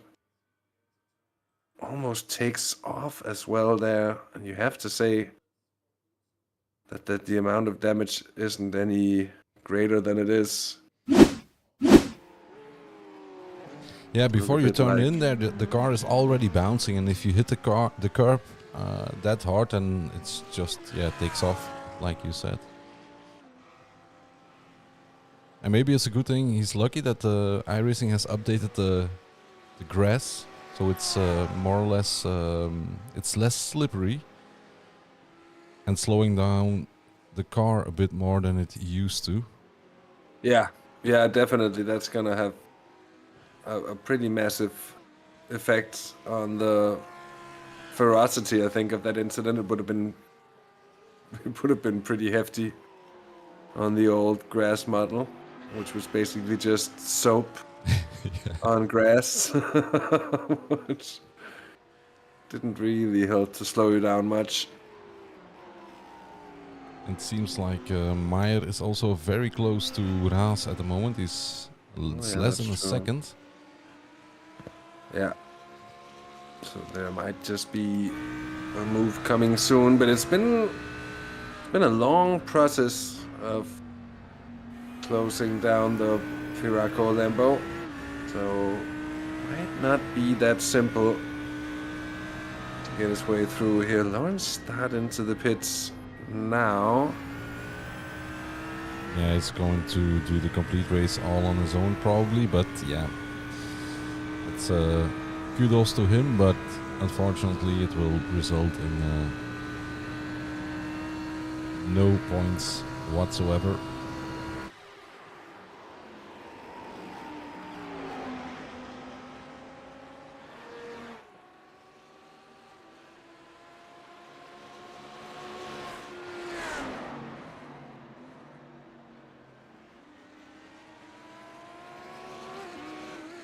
Especially a bit tough seeing as if they, or he, I should probably say, Lawrence started in the ART sim racing car, sitting in third place, so a really good result nonetheless, but just a shame it isn't gonna count. Yeah, iRacing is very unforgiving. If you join a race with a team, then you can't swap teams anymore, and that's you're it. locked in on that. Yep. Yeah, so it's not the first time we've seen teams that sign up with two different teams, and yeah, it is, to be fair, when you look at it, it's two different teams that has exactly the same name. So Yeah, and most of the time, some of them have like 5 teams with the same name, and then yeah, a mistake is easily made. It happens almost every race. There's a team that signs up with the wrong ID, and if you're lucky, you can you have the same drivers in the same team, and then there's no issue. But sometimes, yeah, it's a different team, and then if a teammate logs in with another ID, then it is over. yeah. Oh, Somebody else was changing the radio station. so it seems. So it seems indeed.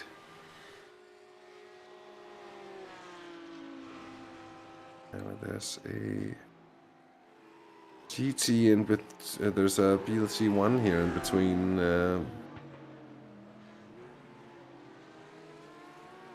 Glenn Hopkins in the 81 car there, and then Lucas Veinand further 9 seconds down.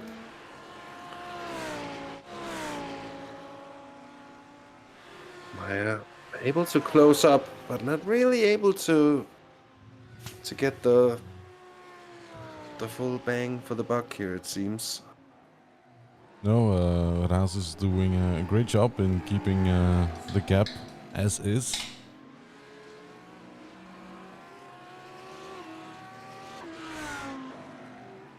Whoa! I should have. Okay, they're gonna blame the cars. The commentators. It's the cars. Commentators' Yes. curse. It's the curse indeed. Nobody escapes. Christoph Raas, that's gonna be costly, I'm afraid. Oh, they might be able to. Oh, with the traffic here, it's gonna be an unsavory moment. I'm afraid there's contact there. A little bit of contact. Yeah, Raas stays in it. That's impressive. He's gonna squeeze him. Oh. No! Oh, God, that's massive. My word. But oh my word, Christoph Raas and Michael Meyer. And that battle has come to a calamitous end. Yeah, that's probably something race control will have to look at. What happened here with Ansel Sabo? Oh, that was the change of radio station. Yeah, the we radio saw station. Yeah, so okay. Here we have the incident. Yeah, I think Meyer was trying to box in Raas using the GT4. at this point. I think he was like Yeah. trying to box him in behind the It's GT4. net coated there onto the Yeah, a grass. little bit of netcode and grass involved.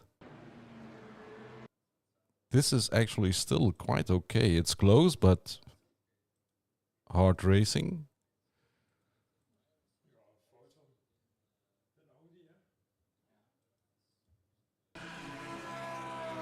But yeah, it's hard to see from this angle, but I guess race control is looking at it from a lot of different points of view. I guess they took their fast repair immediately. And they did as well. It's gonna be all the luck of Bavo Fallen and Sim Formula Europe. Yeah, he was just minding his own business, keeping the pace up, but not really being aggressive in the battles. And that looks to be the right choice so far.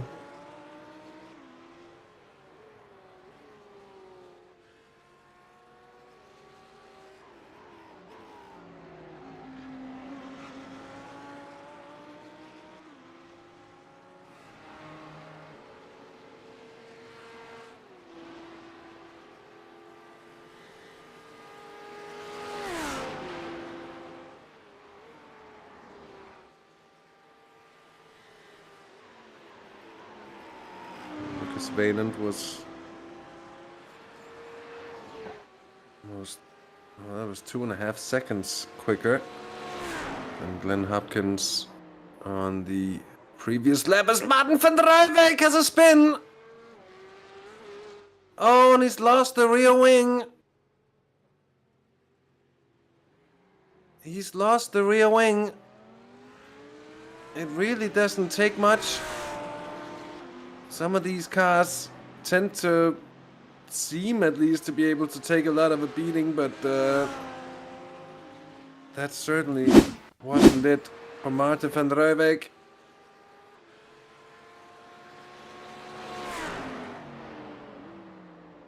It's in a little bit hot. Yeah, comes around.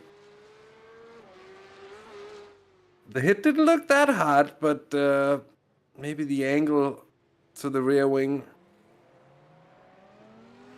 And he's been off the track, I'm afraid, as well. Might have been down in... Oh, the rear wing is back now, but it's extreme bent.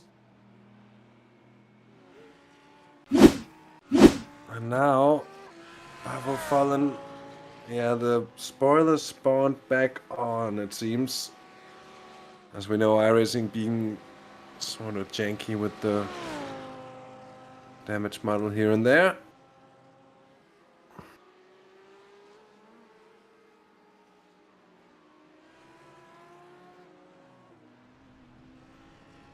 Loic Lamal goes across there. And Rijwijk will have to try and keep on going for another 18 minutes or so. Oh, with Bavo Fallen on his tail.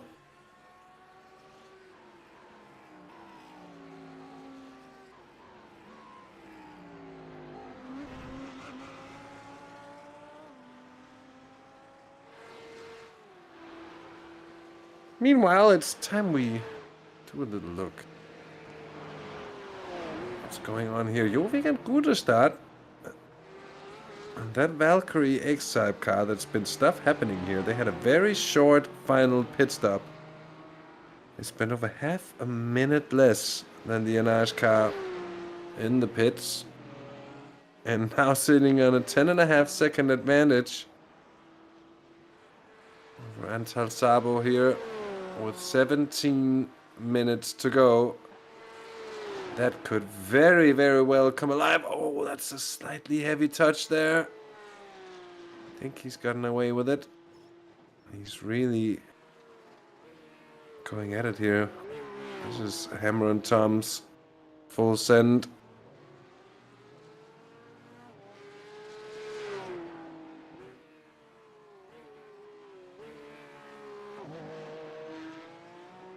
wonder what's happened to Meyer. Oh, I don't wonder anymore because he's in the pits, of course, after that heavy bit of contact.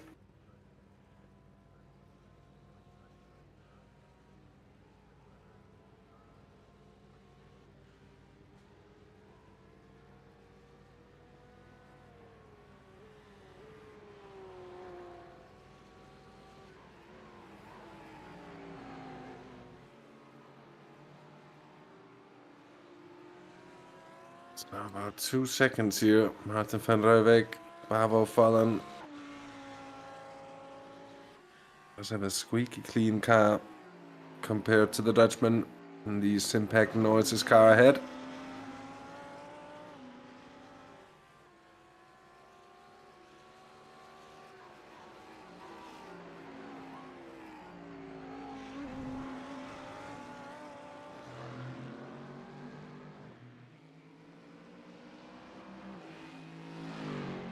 Jelle Verstraeten and the Fast Lane Motorsports car, they had their issue as well. Fell out of second place now. Trying to get back on the podium here. It's the Valkyrie machine of Dimitri Coulon up ahead. The 777.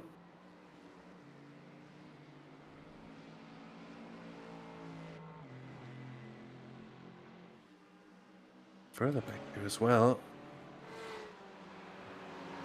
The 446 Squadra Veloce by a Fast Lane Motorsports machine of Stefan Legan. And Kimbe Haidt in the 876.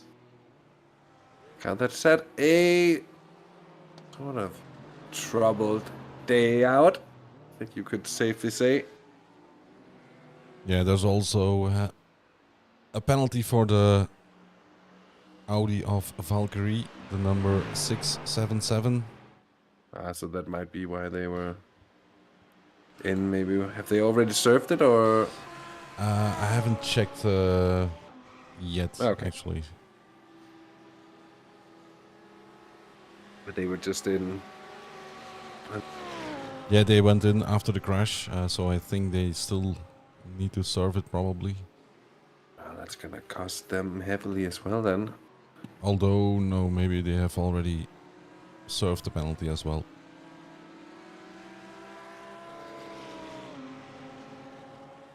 So now we have full-on hunting down a wounded Van Rij. Is he into the pit? Yeah. I think so. Maarten van Reewijk into pit lane. Yeah.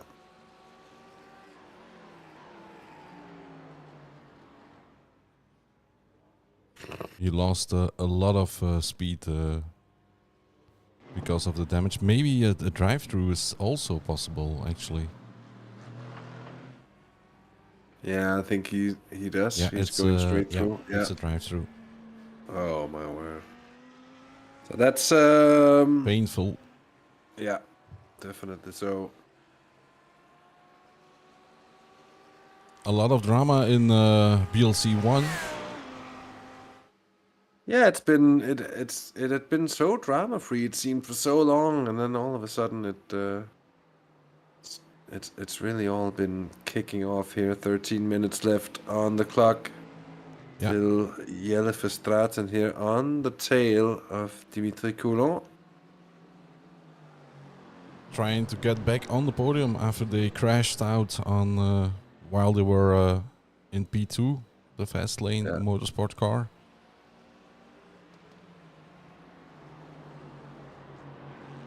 It means that the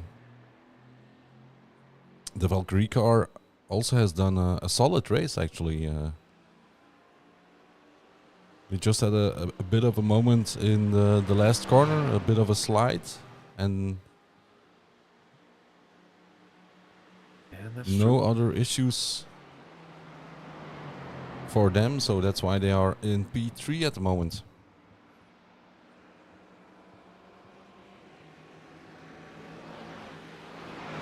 Does look like Jelle Verstraeten has a little bit of extra impetus about him. At least for now. Just check in with the battle there for 6th place here. Still the 446 BMW of Stefan Legan and Kimbe Haidt.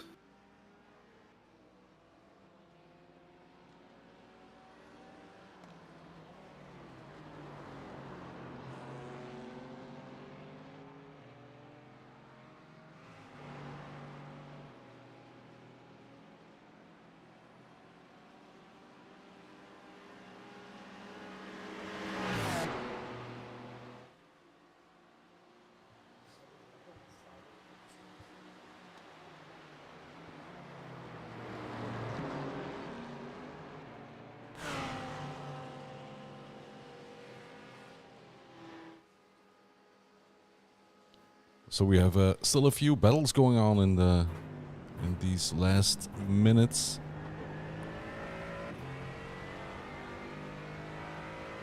Also interestingly, still just under 7 seconds between the 877 Valkyrie machine of Jo Wegert Gudestad and Antal Sabo. The Anash competition pink, the number 10 car. It's been an interesting battle back and forth between these two cars over the course of the entire race. Basically, it looked to be a done deal for the number 10, but then the 877, as we've seen before this season, did have a trick up its sleeve in terms of a very short final pit stop that's left them in the lead. But with 6 seconds to cling on to here at a late stage, 9 minutes, it could swing both ways. There really isn't space for any sort of mistake here. It's been a back and forth as well for Coulon and Verstraete. Here on the outside, getting a bit of a squeeze through on there. Through goes the 32. Still, Dimitri Coulon just about holding on to third place in BLC 3. And we have it. Andy just told me an interesting point, actually. The Valkyrie Cup car with Goderstad at the wheel is probably not taking tires, so he's on old tires, and Arnage is on new tires. So that's probably that could explain the difference in pit time as well. Oh yeah, that's probably it. Yeah. Oh, Sabo there. I don't know if that's going to be a slowdown. He's certainly cut the chicane. Dimitri Coulon has had a problem as well, and he's been off for quite some time, I'm afraid. Oh, Deep outbraked himself. Yeah. And that's a slowdown probably. I'm not sure, but I think it could result in a slowdown as well. Well, that's not gonna make his life any easier then. Oh, that's just about 7 minutes before the end of the race. So he doesn't seem to be too far off. A little bit of good rhythm here of the final lap, so maybe a lucky break in traffic at some point could help him up.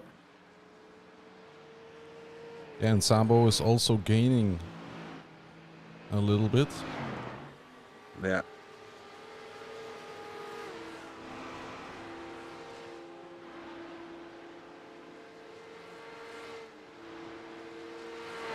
He actually gained 0.8 of a second over the final lap. There is We some can keep on doing traffic. that. That's gonna make it, that's gonna make it very interesting. And there is some was the GT4 traffic at the head of that pack there? It probably is. Nope. No, just Porsches that are a bit slower than them. And also Sabo also had one other cup car in front of him. Yeah, and then there's the 33 RPM GT car of Franken, who's also gonna... Yeah, now find he's some stuck. kind of... Yeah. Oh, this is gonna be sweet music in the ears of Ansel Sabo. And he, of course, has to get by the 992 of Lucas Wayland before he can really do anything. Yeah, but he gained another second almost. Yeah. Oh, Slices it in through the middle. No time to waste there for Belcar Gudestad, the Norwegian driver. Really wanting to get on with it, and you can understand why here. It's a battle for the lead. There's 5 minutes to go. yeah, and Sabo He's hasn't just had- cleared the vision car yet. Okay, he's going to do it now. Yeah, that took about 2.5 seconds off of the lead of Gudestad and Valkyrie. Yeah, the other cars do get a blue flag, of course.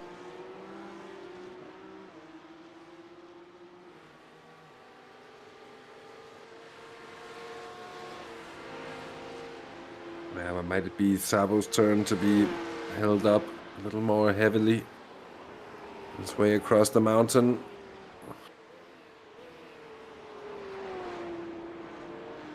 And just a few laps remaining in this race now.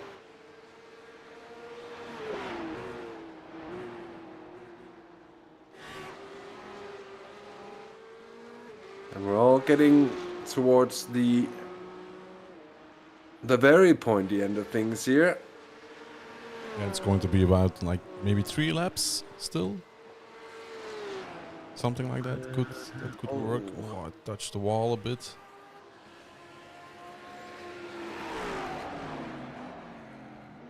I think it's going to be 2 laps from here. 2 more laps. We'll have to see Diegues' commanding lead, it has to be said. A gap of 1 minute and 23 seconds to Jeremy Poncereau and Boutsen VDS by undercut. The 17 car. Then Sim Formula Europe. Seemingly surviving to take a podium here. Ahead of what must be an absolutely heartbroken Simpac squad. Oh, like he got a little bit sideways there. Maybe just the angle of the camera skewing it a bit. Or maybe the angle of the rear wing skewing it a bit. That is a smashed up rear wing, if ever I've seen any. Yeah, it looked very good for them at the beginning of the race, but unfortunately they had some issues. And it really came thick and fast all of a sudden on the latter stage of the race. True indeed, they had done an amazing job. Ansel Sabo here, still pushing on, but it's also still 4 seconds and 2 minutes to go. Just cars in between them. I think Gudestad has relatively clear air up ahead, so it's, I was saying that, but there is a GT4 car. Yeah, I think it's the Gonna 101 catch car. Yeah.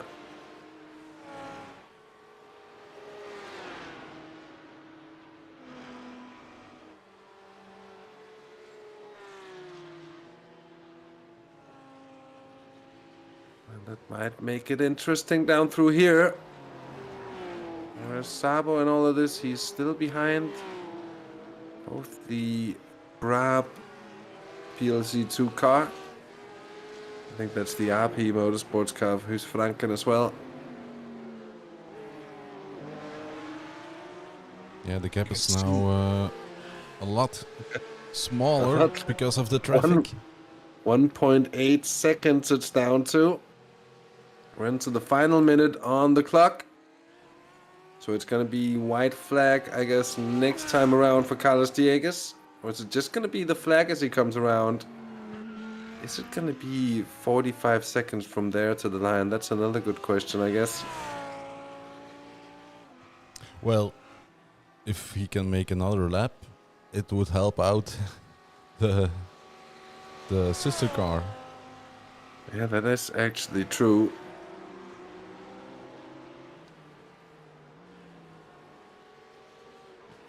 And give them an extra chance in getting to and grabbing the lead. But I don't think they have had the white flag already, so he's now there we getting the go. white flag, so he's doing the last lap. Yeah.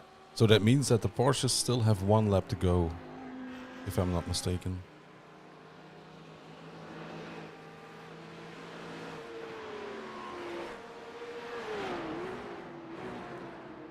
When Yeah, I they think get so. to the finish, they should Yeah, have one more lap to go. Oh, and yeah, that's a sister car, so he's very lucky. Yeah,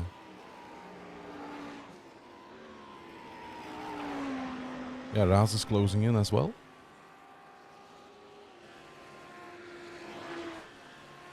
Yeah, the stricken, damaged Audi. Martin van Rooijwijk. Make it a hard battle. If Raas gets close enough. We're gonna see if we can keep an eye on both here. Oh, Sabo overcooks it and makes contact with the wall. That might just be it. There's a soft barrier there, as we've mentioned on a few occasions earlier. I think he might just have gotten away with that one. Yeah, but I think that could have been much worse, but it's a few seconds lost on it, and still sort of stuck in traffic here.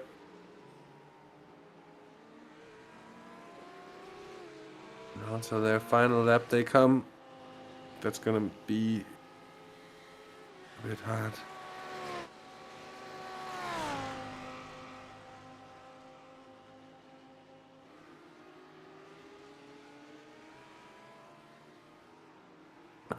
Is that an issue for Valen just now as well? Or? Going out of here. Oh, that's yeah. That's gonna be a big slowdown. No doubt about it. So this is gonna be this is a finish for them. Yeah, Dieguez just passed it. Yeah. That's why it takes the win for a nice competition.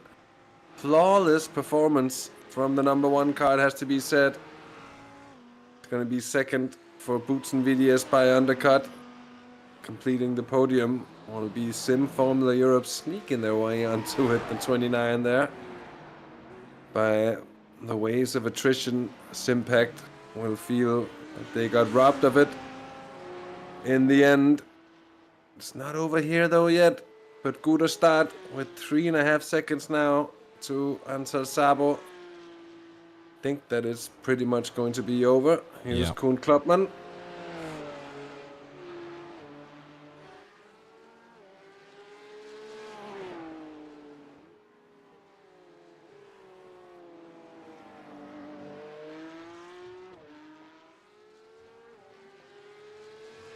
Who's going to be there first? Well, that's definitely going to be the BLC2s.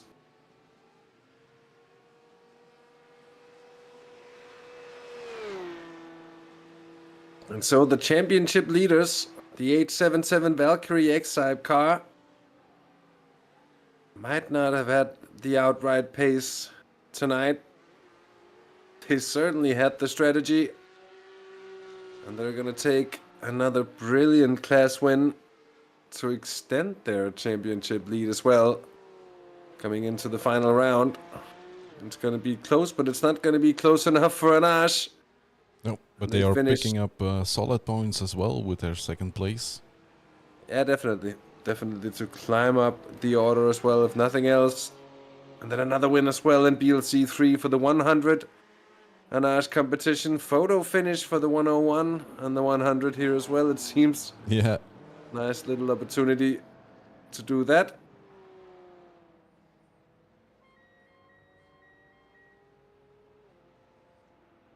And then SimWorld.be Rapid already across the line.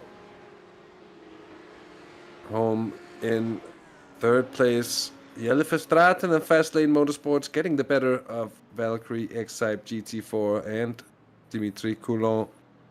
Greeting. In the end. Yeah.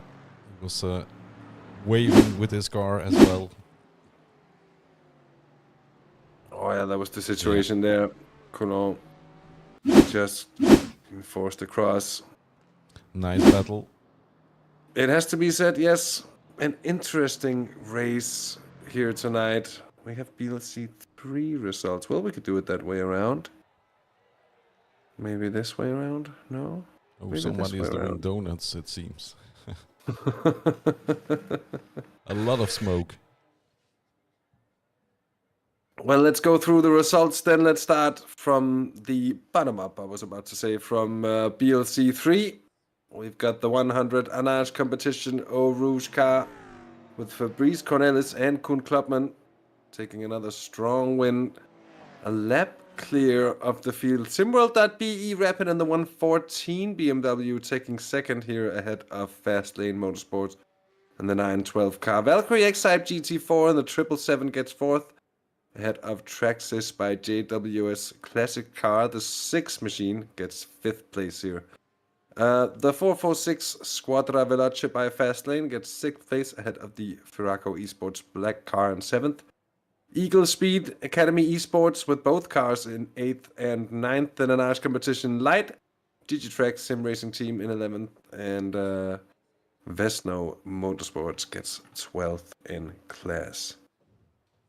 In BLC 2, it's the 877 Valkyrie X-Type Porsche 911 Cup car, winning it ahead of the number 10 in Arch competition Pink Machine with ART Sim Racing. The 32 car finishing ahead of the sister ART Sim Racing 2 machine.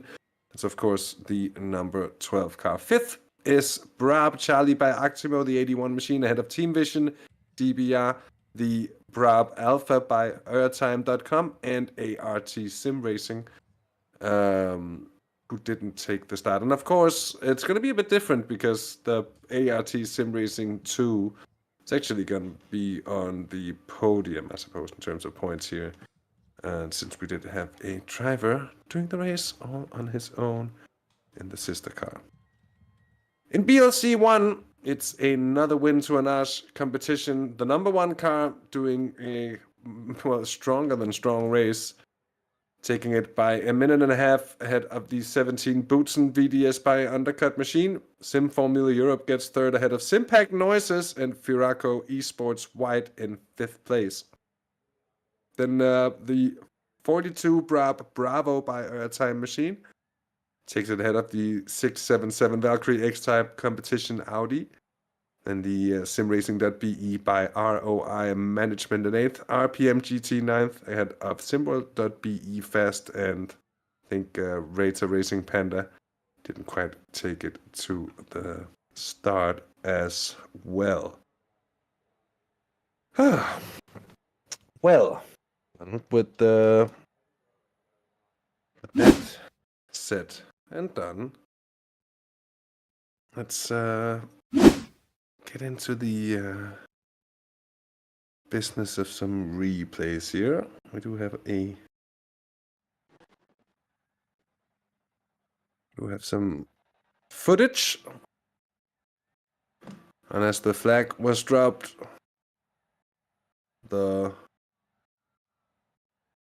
whatever. I was about to start in some profanity here. Let's not even go there. But what we shall go, however, is to the first of whoever jumps in of our interviewees. And Ronald, would you like to have a crack at an interview with one of the class winners?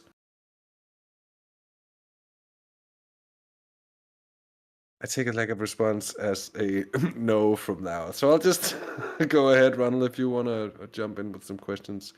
Just just say so and call in. Anyways, we're gonna bring in our first interviewee, and it's a class winner yet again, an overall winner yet again. I am tempted to say here, Carlos Diegues, an Irish competition, the number one car, leading the championship into the final round after a race that, well, after you got it under control, it never really seemed to go away from you, did it? Hello. Yeah, after the pit stop from Valkyrie, I don't know, they had misfortune and it's just controlling the race to the end. So, yeah. And even with that, it seemed a lot of drivers and teams had trouble managing the traffic at certainly coming over the mountain here. Were you taking any particular caution to that, or were you just hammering Tom's full gas? No, with after the first pit stop, it was just being very, very patient with everyone because we had nothing to gain to risk a pass. So it was smooth sailing, keep it safe for everyone, and just finish. And with this points haul today, and combined with the bad luck of your worst rivals in the championship, the Valkyrie car, it puts you in a very good position. Might I even say pole position, standings wise, coming into the 24 hours of Solder in December. Do you see the championship title as sort of almost yours, or do you still would you rather have the race at Solder done first? For me, the most beautiful race to win is the 24. So we want to win the 24. Even if we don't need to or whatever, we're gonna put everything there to put a good show and win.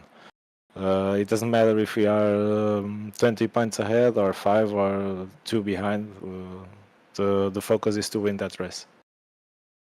It would be the best way to pop the champagne, regardless, wouldn't it?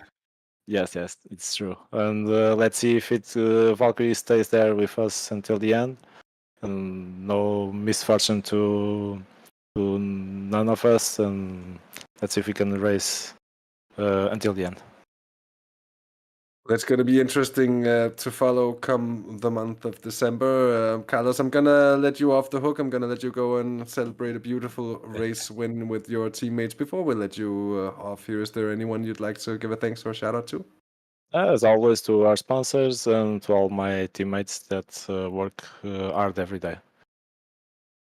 Well, thanks for taking the time here for a post-race interview. And again, congratulations on a super strong win, and enjoy the rest of the weekend. Thank you. You too, guys. See you next one. So that was Carlos Diegues, our race winner in BLC 1. We're going to be bringing in a race winner as well, this time from BLC 2. It's going to be a Scandinavian brethren of mine. It's you, Vegard Gudestad, from the Valkyrie X-Type BLC 2 class winning car. It seemed for a long time that it was actually the Anaj car that you were battling, well, basically from the start to the finish line, that had the pace advantage. From what I understood, you didn't take your tires on the last pit stop, gaining a bit of a time advantage there, just about holding on to it. But it was close, wasn't it? Yes, it was. It was hard managing the tires, and our Nash boys were pretty fast. And what kind of considerations were going through you and the team's minds when falling on the decision not to take tires at the final stint? Well, we have done some testings, and we saw that it was manageable. So, but there was an issue with the session being scheduled 1 hour early, so it was a lot hotter than we was anticipating, at least in the early parts of the race. Yeah, I think we did some commercials for a sunset that never came as well. So sorry about that, by the way, to anyone expecting beautiful lighting and dusk coming through here. But yeah, certainly an interesting race. I was thinking as you were going along, yeah, but because one thing is having fresh tires on open track where you can really go for it, but with the traffic here, it tends to lean into the advantage of just keeping track position. So that worked out beautifully for you tonight as well. Yeah, track position was important. So coming into the final round, you are pretty much. I don't know if you're actually mathematically champions yet. I haven't done the calculations quite, but you're in a very, very, very good position. So it's been a flawless season so far, it has to be said on your account. Yeah, it's been pretty good. I haven't even looked at the standings, so I'm not sure how it is, but I guess we have done pretty good. So yeah. You have indeed done pretty good. We can take a look at the standings real quick, and I can tell you that you are indeed. Well, coming into this round, you had a 32-point advantage over the 32 RPM car. It's gonna be even bigger going in after tonight, so due course for celebrations. I take it that it's gonna be the same thing for you guys as with the drivers of the number one Anash team that I just spoke to a moment ago. That victory at the 24 hours of Solder is basically the biggest race of the season, and regardless of championship standings and whatnot, you still wanna win that one, right? Yeah, it's gonna be a long one. Short, precise, and sweet. Made you, I love it. Before we let you go off and celebrate with the team, is there anyone you'd like to give a thanks or a shout out to? Yeah, thanks to our sponsors at Valkyrie and also my teammates and my my colleague for the day, Roger, putting down a lot of work for the race.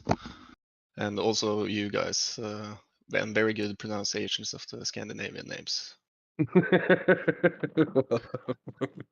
Well, thank you as well. Thanks for taking the time to have a bit of a chat here post race, and I hope we'll have a chance to speak again at the 24 Hours of Solder. Yep. So that was you, Vigert Gudestad, who's I'll just get a chance to get the perfect pronunciation in again. Who's just in for a quick jog. And we'll have our final interviewee in tonight. Not a class winner, but very close to being one. It's Antal Sabo from the Anash competition, pink, the number 10 car. Were you taken out by surprise that the Valkyrie 877 machine were able to run without that tire change at the end of the race? Yeah, we were very much wondering if we should keep our tires on for that last stint, but it was just a bit of a error on our end. We're a little bit hurting over it, but that's okay. Team spirit's still very high, and we're just trying to take all the positives from that. We had some really awesome pace. Me and David drove, I think, very well for outside of the strategy calls that we probably made as a team, but we'll work on that for next time. And speaking about next time and the pace that you had tonight, it has to give you great optimism coming into towards the 24 Hours of Solder that there might just be the grand prize, after all, the biggest race of the season looming in ahead. That it might be yours for the taking as well. Yeah, I actually didn't even know we were there next for the next round, but we'll see if I'm actually here next time around for the next race. But I'll be very much looking forward to that. We'd be giving it all we can for sure. Zolder is a very good track of mine that I would love to race, so I'd be very much looking forward to that. I think we'd have a very good chance. And about tonight's race with the traffic situation, usually, you have races that are normally just a single class of, well, maybe a lot of cars, but just a lot of GT3s. How was the traffic here at the mountain tonight? Very rush hour, very much rush hour. We did the best we could. Honestly, getting the Porsche around some of these turns can be very difficult, especially with the changes of elevation and all the camber changes. It makes it so hard. But we squeezed out every little bit of track we could just to try to get past them, and especially keep up with that Valkyrie car at the end there. They did a very good job. Hats off to them. So yeah, it was very good. Very good experience. Loved racing Bathurst always. Well, congratulations on a strong result, regardless, even if the win eluded you in the end. And thanks for taking the time for a bit of a chat here post race. Until is there anyone you'd like to give a thanks or a shout out to before I let you off the hook? Yeah, thank you very much, guys. I'd like to thank the organizers and broadcast team for at Belcar for making this show possible. Of course, Arnage Competition and All Rouge Simulators, and of course David for having me race with them and giving me this opportunity. It's been awesome, really awesome time racing with them and the Arnage team, and was really hope to do it again and be back for Zolder next time. Well, we hope to see you at Solder again and hope to have a chance to chat to you as well when we get that far. Until then, do enjoy the rest of your weekend, mate. Cheers, thanks so much, team. Take it easy. And with that, I think that is the final interviewee of tonight. And that concludes our broadcast here. It's been a hectic 4 hours here from Mount Panorama, from Bathurst indeed. And to remind you that we're going to be coming back. I've mentioned the month of December on a few occasions now, but there's a good reason for it. The 24 hours of Solder on December 9th and 10th. Coming up, the final round of the 2023 virtual Belcar series. There's going to be all the action and all the conclusions as well to what's been a fantastic season of racing. So I hope to see you all there. Thank you so much for tuning in with me and Ronald Mons here on virtual Belcar tonight. A big thanks to all of our sponsors that's been flashing up through the top corner for helping us make this possible in the first place. And a big get well to Mr. Edward May. I hope you get well soon, mate. Get rid of that nasty old man's infection. Thank you so much, everyone, for tuning in. It's been a pleasure having you all along. From myself, I'm in Hezerema. I've been joined by Ronald Mons here tonight. As we said, it's been our utmost of pleasures having you on for the show. Until next time, take care, have fun. Bye-bye. Goodbye.